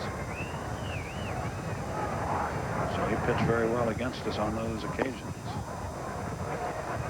1-1 the count. I love his delivery. Clears everything out. He should never hurt his shoulder or his elbow. Watch how all his momentum goes. Boy, he gets good leverage. He's out of the Dominican, and he shows some good sense, too. He spent the winter of 94-95 with the Cleveland Indians Director of Community Relations, Alvin Davis, just so he could learn to speak English, which has to make your life a lot easier when you're in a land where they speak a language other than your own. 3-1, the count to Glavine. A walk would be so nice. Nope, not yet. 3-2. You're pretty sure Glavine is not capable of hitting a home run, so you got to put one in there and let him put it in play. He did, but it's tap foul. He'll have to do it again. Still 3 balls, 2 strikes. Top of the 8th, Colorado leads the Marlins 6-2 now. If the Braves could turn this around, and that stays the way it is, we'd enjoy a 5-game lead as we fly home.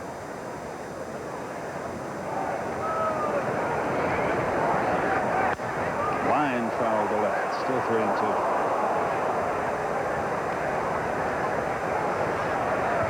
What was John Miller's phrase of the day today? Yesterday was low. Ball 1. Ball 1. The pitch. Low. Ball 4.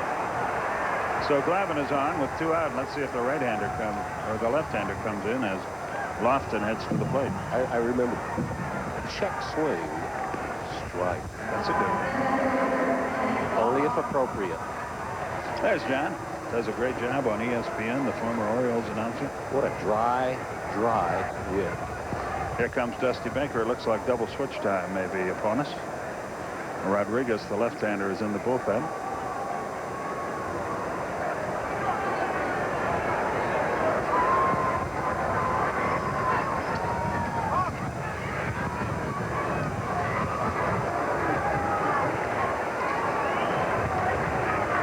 I think that's Bill Mueller's going to come in. Mueller comes into play third, and Rodriguez is almost certainly going to come on to pitch, and we'll be back right after this. And 2 men out. Rodriguez completes his warm-up tosses for the year. He's 2-1, an earned run average of 2, and this is his 11th appearance already. Now his job is to try to get him out of here and try to get him out in the 8th, and then they'll turn it over to Rod Beck if they still have the lead in the 9th. And he would seek his 11th save.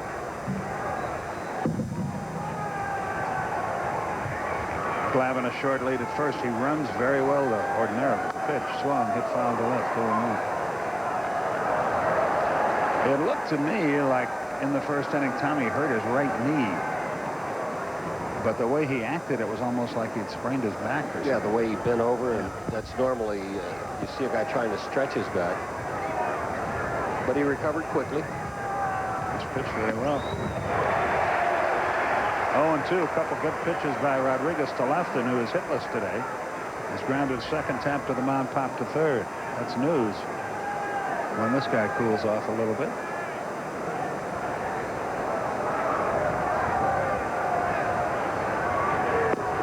Did he go?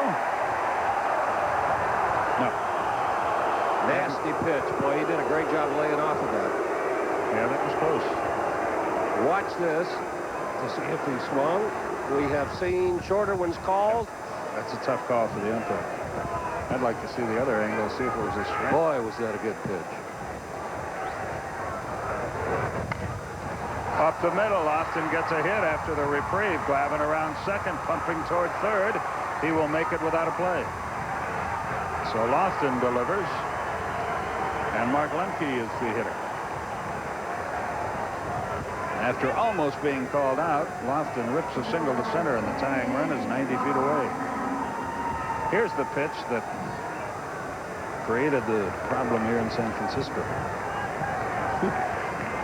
Unless Wilkins is behind the right-handed batter's box, that's close. Now, how many times have we seen Lofton do that, though, with 2 strikes where he gets a pitch that's a pitcher's pitch? Anytime he puts it in play, he's a threat to get a base hit because of his speed.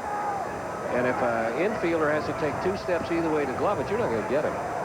Another left-hander begins to throw in the bullpen for the Giants. Mark Lemke stands in. He has singled. He has singled again. He has walked. He's up now with a tying run at third. Go ahead, run at first. Inside, 1 ball, no strikes. Jim Poole is the left-hander. Now Doug Henry, a right-hander, gets up as well.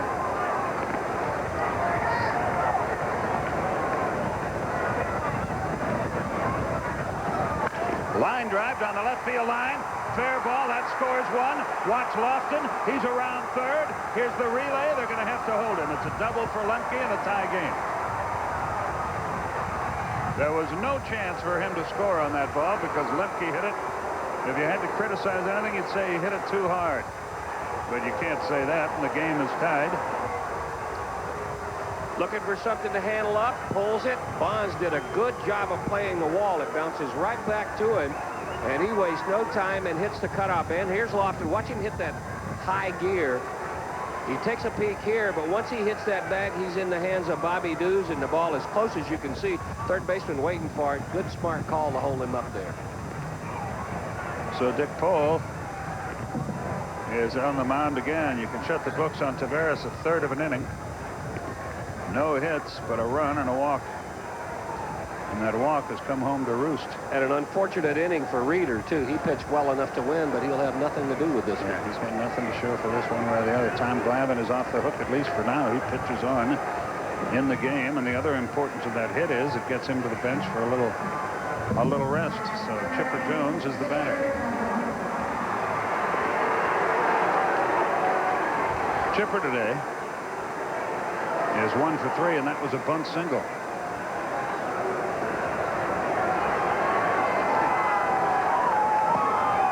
Base hit here means 2. I bet that conversation was to decide whether or not to pitch to him or put him on, but he's hitting about 130 points lower as a right-handed hitter than he is as a lefty. He's ahead of the count. It's obvious that they're not going to make a big deal about getting him out. If they can get him out, great. If they lose him, they don't really care. If you're looking for matchups, only 1 at bat. That'll end the inning. Or should. Javier on the run, says the right fielder Hill. Javier makes the catch and the inning is over, but the Braves battle back to tie the game. They scored 3 times on 3 hits and leave 2. We go to the bottom half of the 7th. All tied, 3-3.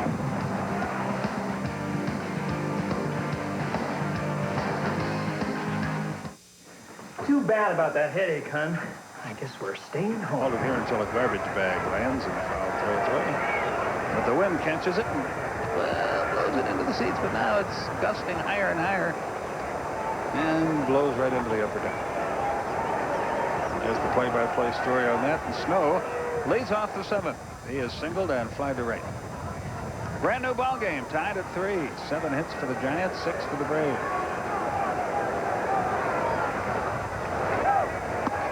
High and away, 1 ball, no strikes.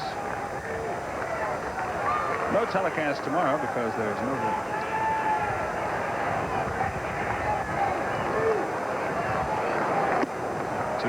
You're probably going to work in your yard, aren't you? Yeah. I'm going to feed the birds. Through the window. Feeding the birds is about my limit of my yard. The 2-0 pitch. Foul back, 2-1. Friday's game will be on Sports South. As will, I would imagine, Tuesday's game. We'll have the rest of it.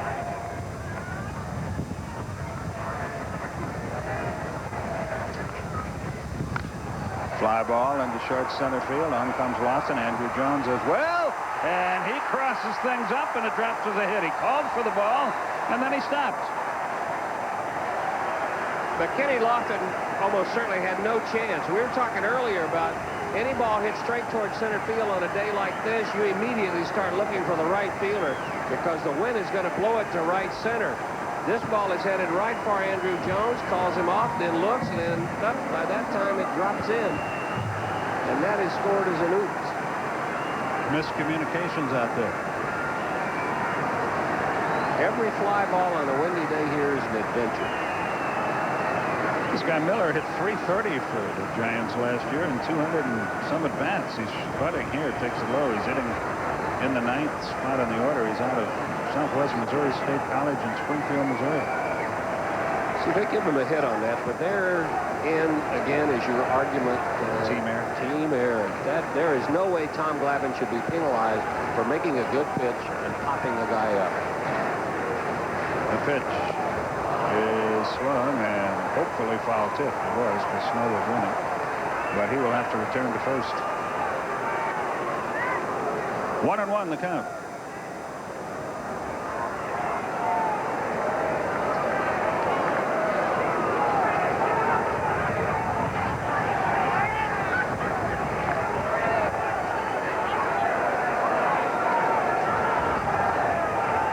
Stands in. Top of the order waits to hit next. And the 1-1 pitch.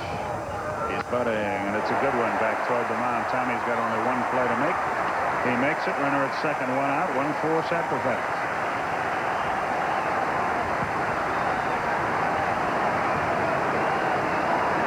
He does deaden this ball nicely.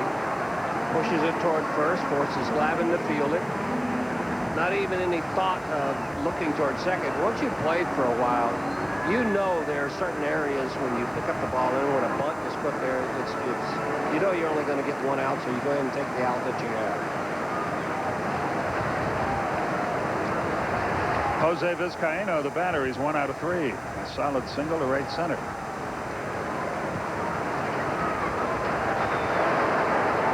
Bottom of the 7th. Tie game downstairs. 1 ball, no strikes. That's a couple times today. A ground ball by Javier was scored a hit. A routine ground ball that Chipper could not come up with. A tough play between hops, but right at him. And thus an extra earned run on Tommy's slate.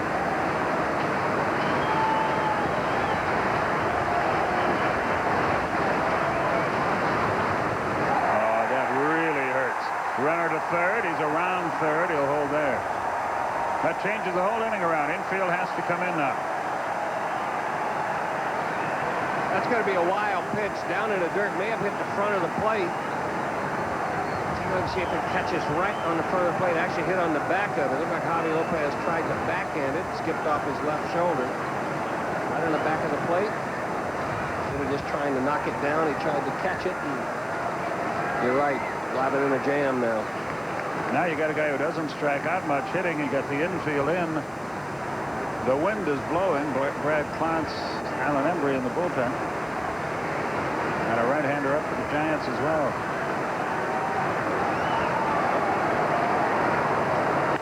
Line drive right at Blauser. Boy, there's a break. Vizcaino hit the daylights out of it, but right at the Atlanta shortstop. So now the infield can back up again. Here's Javier, who was 0 for 19 against Glavine when the day started. He's now 2 for 22. That's why some parts of this game will drive you nuts if you're pitching or if you're watching it. Makes a perfect pitch, gets a blooper to right, base hit. Makes a pitch over the heart of the plate, gets a hit right on the nose, out. They say it all evens out, but I think some of us can't live long enough to see it. Javier doesn't get the change, 0-1. One thing about Glavine, I don't know of anything you could do to make him lose his cool during the game. Nope. It is cool customer. And that's how he continues to win. He doesn't change his way of pitching just because circumstances around him change. Ground ball to third, should be out of the inning. Chipper's throw is low, but McGriff digs it out, and the inning is over. A little shaky, but we'll take it. 1 hit, no runs. No errors, 1 left. 7 innings have gone by. The Giants and Braves tied at 3.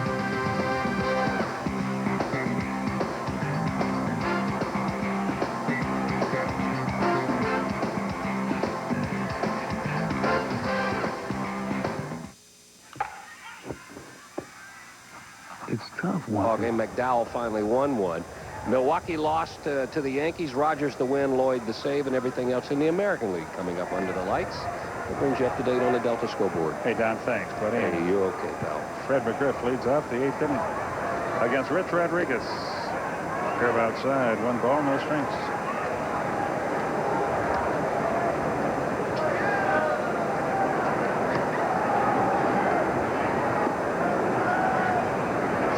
our score in the 8th. Ground ball foul past first. It evens the count at 1-1. The Giants head to Houston tomorrow. Open a series there on Friday night. Braves come home and take on the Padres.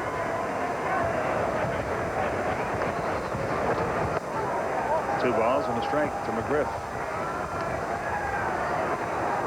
Fred is 0 for 3. Andrew Jones on deck.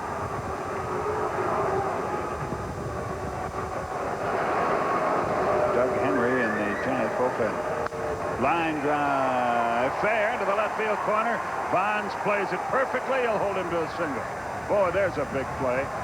A big play by Bonds and a perfect throw to second. He doesn't have a strong arm, but he unloaded in a hurry. Tony Graffinino is going to come out and run for McGriff. That's a couple of nice plays we've seen Bonds make. One on the ball off the wall, and this one, as it kicked off the wall near the bullpen, he is right in perfect position to make the play. Like you said, not very strong, but quick. And that saved the base. Kept McGriff at first. And it may change the way Atlanta is forced to play the inning now. So Fred McGriff is through for the day. As we mentioned, Tony Graffinino will run.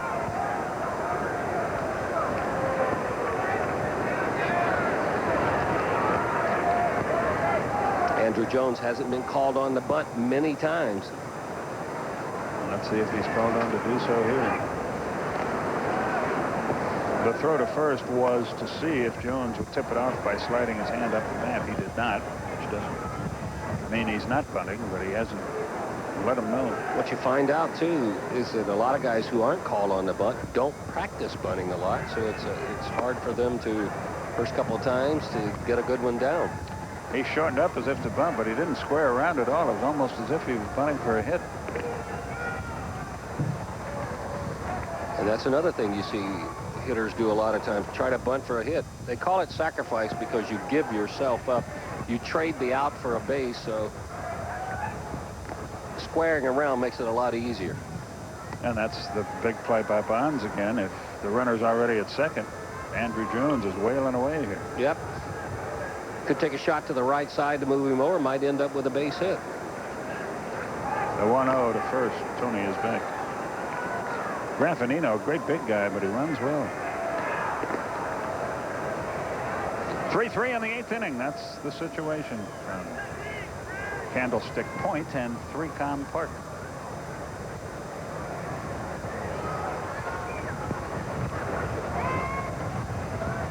Count still 1-0. He's bunting. And he bunts it foul. Again, he didn't really square around. It's 1-1.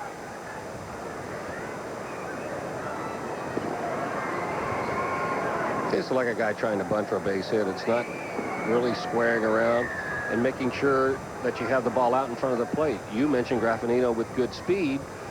If all he's got to do is get the ball halfway to the mound and you accomplish what you set out to do, that's advance the base runner. Doesn't have to be a perfect bunt. The 1-1, he shortened up again, but the throw is to first.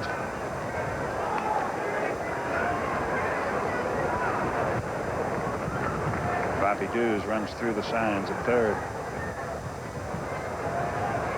Jim Poole up again, joins Henry in the Giant bullpen. He bunts, it's a good one. Only play will be to first. Kent covers. Andrew does his job, a 1-4 sacrifice. Now that was good form, and that was a perfect bunt. All he did was deaden it out there, and you can see the Rodriguez didn't even look about it. Didn't even think about going to second. Good form, boom, right out in front. See how soft that ball came to rest there.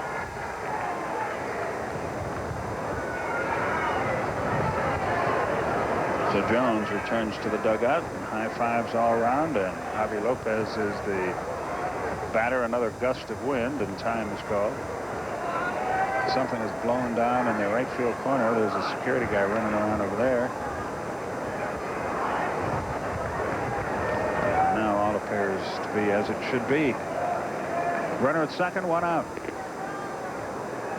They're going to put Lopez on and take their chances with Ryan Plesko. This will be the first walk for Rodriguez. 2 on, 1 out for Atlanta.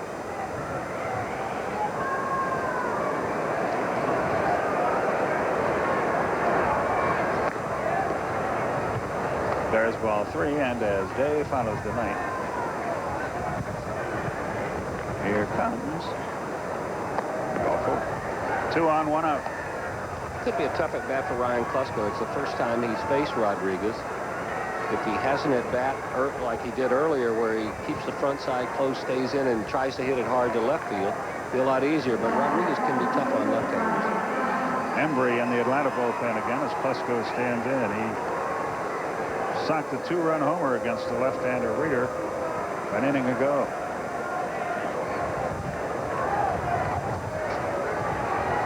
We're in the 8th. Braves threatening to take the lead. Strike outside corner. This is one of those spots where you don't want to think home run unless you hit it to the off field. If they come in on you, yeah, go ahead, but you expect to see breaking balls away, I would think. Raffanino and Lopez edge away. Klesko stands back in there. A lot of times, if you check the outfield and the infield, they can tip you off as to how you're going to be pitched. If they're shaded over toward the left field side, pretty good chance you're not going to get a pitch inside. Outside, 1-1. Marlins trying to rally. It's now 6-3 in the 8th. But Colorado is batting again, so they have just one more chance.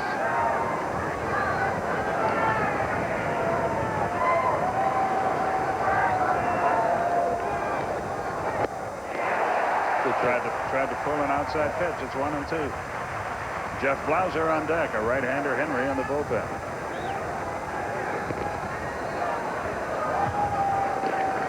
The hitting heroes today have been Klesko with a 2-run homer and Mark Lemke with 3 hits. An RBI double included. A double that tied the game. And he's been on all 4 times. The 1-2 pitch. Into the dirt. Wilkins, a good play to keep that ball in front of him.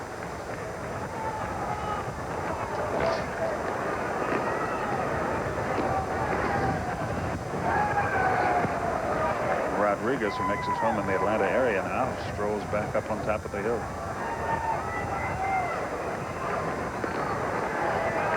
Brad Klontz joins the festivities in the Atlanta bullpen. The 2-2 pitch. Swung, a little tapper. Ran right into the out there. Throw to first, out there. Bad play by Javi. He turned that into a double play, and the Giants get out of the inning. 1 hit. No runs, no errors, 1 left. We go to the bottom half of the 8th inning, all tied, 3-3.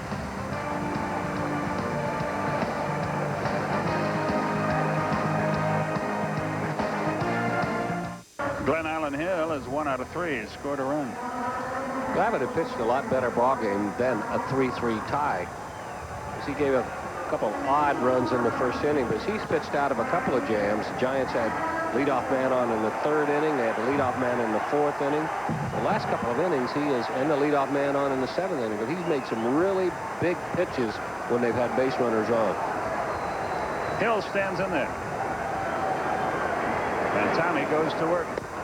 Swung and missed, 0-1. If you're wondering why Raffanino ran instead of Michael Tucker in the top half of this inning, the reason is if they'd have gotten that far, Tucker would have pinch hit for Glavine in the number 9 spot. We're guessing. That's what I would have done. Rod Beck is in their bullpen, the major league leader in saves with 10.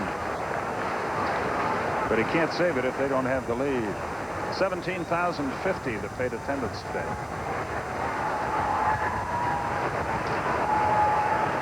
$17050. Sometimes on some hitters you want to come inside when you're setting up outside pitches, but Hill, there's no reason to. Lays off. It's 1-2. The way he opens up, you got a greater chance of making a mistake trying to set the pitch up than you do going ahead and going right to your out pitch. Get it way in. Right off his thumb.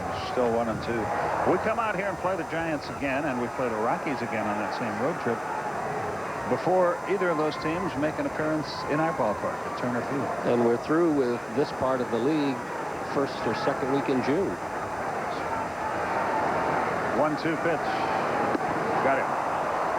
Hill turns right, one away. Glavine pitches gallantly here. That's his third strikeout. Here's Bonds. See, when you're flying open like he does, watch the front side go down the third baseline. That changeup doesn't have to be down and away. It just has to be a changeup. He's way out in front of it. Here's Bonds. The Braves go into their shift. He may take a shot the other way now. In a tie game like this late. But if he does, what you've done is virtually guarantee the ball stays in the park. That's right. You put a shift on for one of two reasons. If he hits into the teeth of it, you got him out. And if he doesn't try to hit into it, you upset what he normally does. The 0-1 pitch. Strike 2 on the outside corner. Bonds chokes up on the bat. All you youngsters, if you're home from school, well, you are right now, check it out. You don't have to hold it right down on the knob. He's one of the best hitters ever who chokes up. Curve sweeps outside. It's 1-2.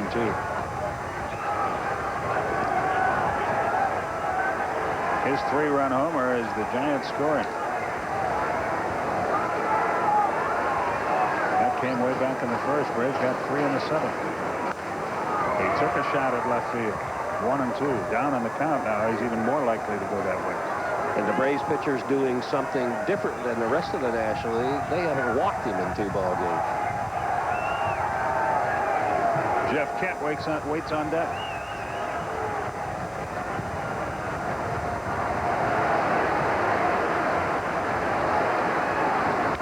Ground ball right at Blauser.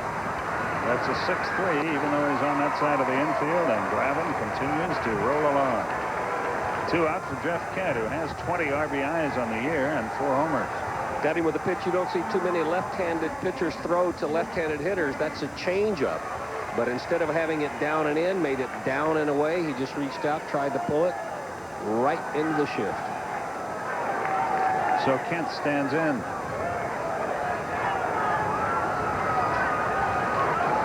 Wilkins on deck. 3-3 our score. Oh, 1 ball, no strikes.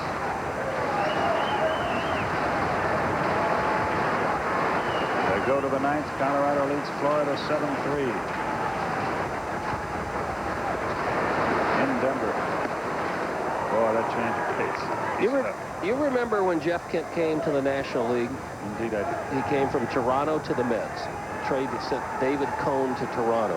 The one guy everybody raved about in the trade was an outfielder named Ryan Thompson. Yeah. Here's the guy that he was almost an afterthought in the trade, but he has matured into a good ball player. And he hits that to deep right center field. Lofton on the run, still going. That ball bounces off the wall. Kent is in scoring position with 2 out. And he didn't miss by much getting that one right out of here once it got up in that wind. A long double for Jeff Kent. Wilkins will bat. You hit it down low, that ball dies out there, but you get it up high in the wind. As we've seen a number of times already, you keep pushing it to right center field. And I'm not sure Kenny Lofton wasn't convinced that was going to be out of there. He did play the wall well. But for Kent, another clutch base hit, and he's had a lot of those already for the Giants. So Wilkins comes to the plate. He's 0 for 2 with a walk. He's yet to hit the ball out of the infield. He's 2 out of 8 in his career against the Atlanta left-hander. And he misses a curveball by 1.5 feet,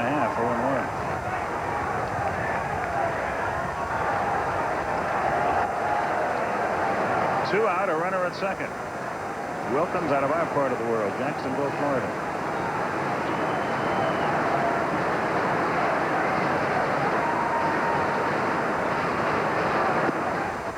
0-2, fastball, knees, outside corner. Wilkins' big year was back in 1993. Hit 30 home runs for the Cubs.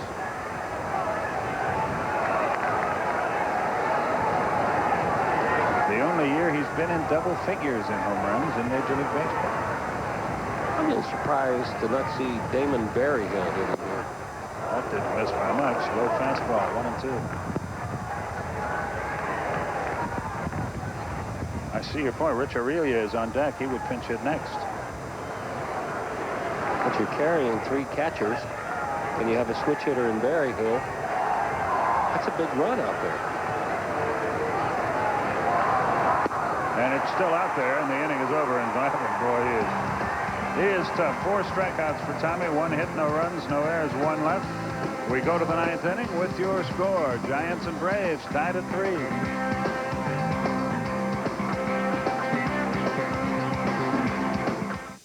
Sunday night on the Superstation. Changing much out there, but changing at the ballpark. Doug Henry is on to pitch. Keith Lockhart is out swinging a bat. He's going to pinch hit for Tom Glavine. Glavine pitched brilliantly again. 112 pitches, 71 strikes, 41 balls, 8 innings, 8 hits, 3 runs, 1 walk, 3 strikeouts, a wild pitch, and a homer. Henry, a right-hander, stands in there. The Wohlers and Embry in the Atlanta bullpen. Henry out of Sacramento, California. He's been around a while. And he deals low. 1 ball, no strikes. Last year with the Mets, 2 and 8. 9 saves, a 4.68 earned run average. Had a better year the prior season, but appeared in 58 games for him. He's been with Milwaukee as well. There's a strike on the corner, 1-1. He was the Milwaukee closer for a little while. He had 29 saves back in '92.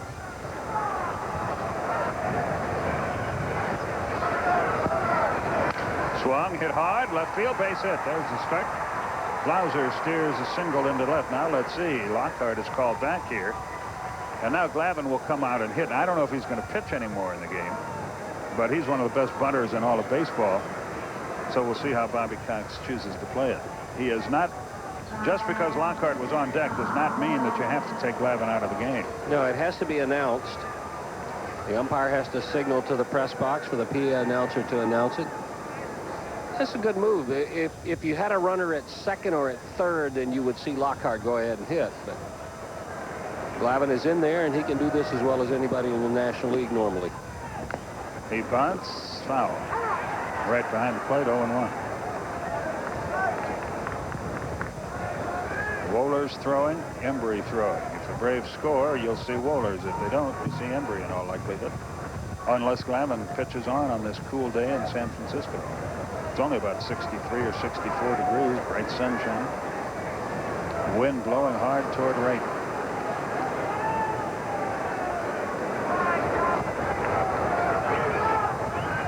Throw to first. Jeff is back easily. Glavine has struck out twice, walked once, scored a run. Henry's always pitched well against the Braves. This is the 9th time they've seen him. He hasn't allowed him a run yet. Well, it's about time. A lot of averages are on our side. Pitch out, nothing happening, 1-1. They're getting started in Pittsburgh. The Phillies and Pirates about to tee it up.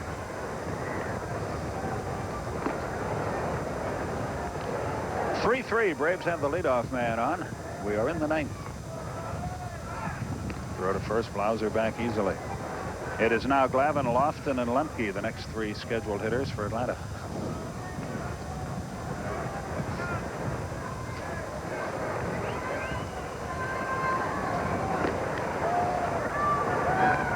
But Goodwin. Henry's only played to first. He put some zip on that. Glavine does his job. 1-4 sacrifice. Now a base hit means a run. Kenny Lofton is the batter. Perfect bunt. Pushes it over toward the third base line. Deadens it nicely. Henry doesn't even look to second. There's why you leave him in there. And there's the response you get on this ball club when you do a little thing like that. And that's another, this Braves team, better than any team since I came here in 1989, does more things to manufacture runs. They're going to put Lofton on. Pretty good compliment to Kenny. Intentional pass for Henry. And 2 are on with 1 out for Lemke and Chipper Jones. There is no activity in the bullpen at this moment for the Giants. There are 2 ways to play this right now for the Giants, and I'm not second guessing. I don't know what the right answer is. You can go with your closer in the top of the 9th and hope that that he does his job and that your team pushes a run across in the bottom half, or you can do it Dusty Baker's way. But you run the risk then of wasting your closer altogether.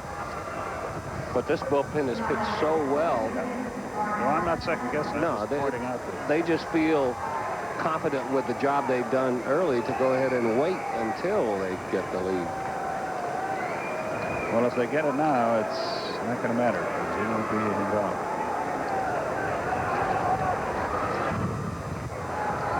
Lemke 3 for 3 with a walk. He has driven in a run. They play him around toward left. Henry delivers. A little low. 1 ball, no strikes. Chipper Jones on deck.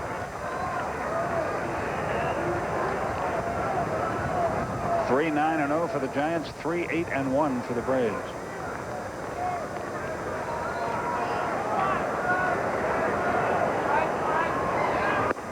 There's a strike. Good live fastball on the outside corner.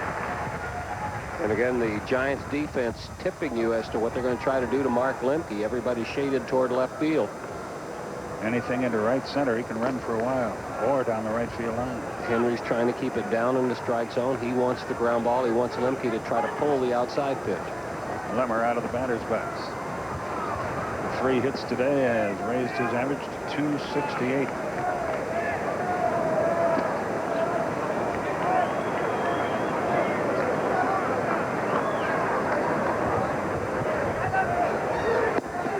On the corner.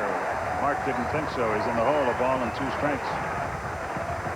Good movement, good velocity, and good location. Tailing fastball in the neighborhood of the outside corner. Jim Poole again up in their pen. Embry and Wohlers for Atlanta. 1-2 pitch. Double play ball. 6, 4, 3. We go to the bottom of the 9th. Still tied 3-3.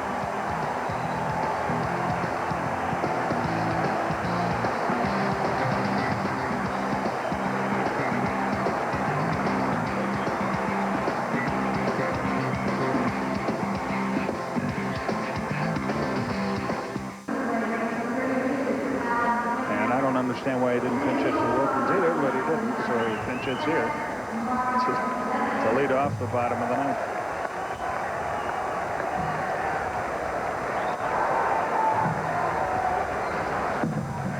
Jensen out of Oakland. Went to Skyline High School there. Hit .264 at Phoenix last year with 5 homers, 53 RBIs. He was a 3rd-round draft choice in 1990. Giants may be the only ball club I've ever seen with a pair of switch-hitting catchers. Embry deal is a little bit inside. 1 ball, no strikes. Bottom of the 9th is underway. Colorado beat Florida 7-3. Gary Sheffield hit his 3rd. Andres Galarraga back in there, his 4th. Jamie Wright the winner. Kevin Brown the loser. Bruce Ruffin his 3rd save. I bet they had a sellout. 50,017. Right you are, Sherlock. 2 balls, no strikes. So Glavine is off the hook too. Like Reeder, he cannot win it, cannot lose it.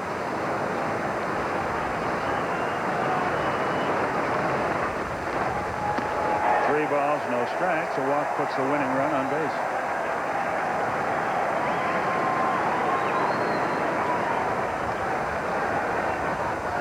Jensen out of the batter's box. You'd figure him to be taking here.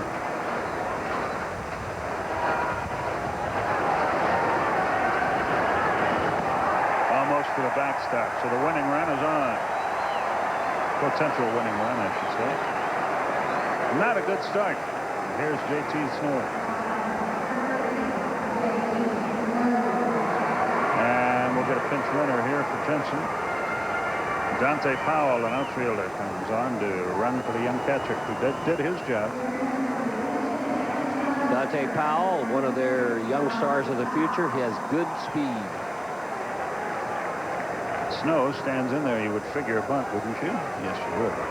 That would do a couple of things. One, it's the logical play, the safe play, but it would also cause that strike zone to jump around a little bit for Embry, who's had trouble already locating it. But hard back to the mound. Embry's only play will be the first. time, so Snow does his job. Another 1-4 sacrifice. We've had a bunch of those in this game. And Bill Mueller is the batter. He sacrificed his first time.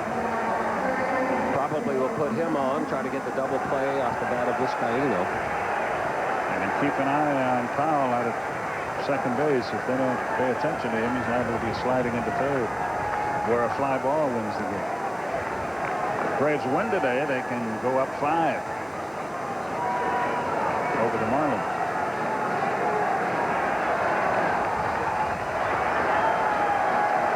They pitch to Miller. Strike at the letters, 0-1.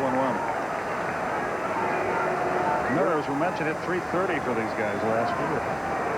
You're right about Powell's speed. He stole 113 bases in 3 years in the minors. Lumpy tries to keep him close. He has a huge lead, though, at second base.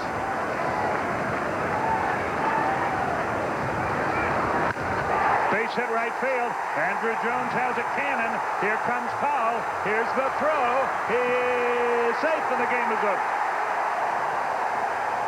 I would appeal at third. I'm not sure he hit the bag, but I don't know if they're going to do it.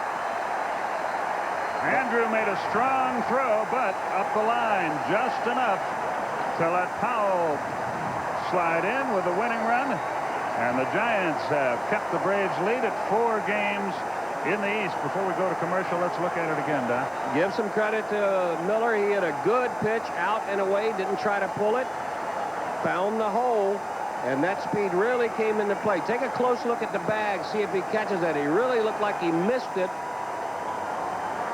It's going to be close at the plate, but the ball takes that one little skip up the line. Javi Lopez unable to put the tag on Powell. Take a look, see if he hits the bag. No, sir. Not from that angle, he didn't. Close, but the Giants win it. We're going to take a short break. When we come back, we'll give you our player of the game and the total. The Giants win it 4-3.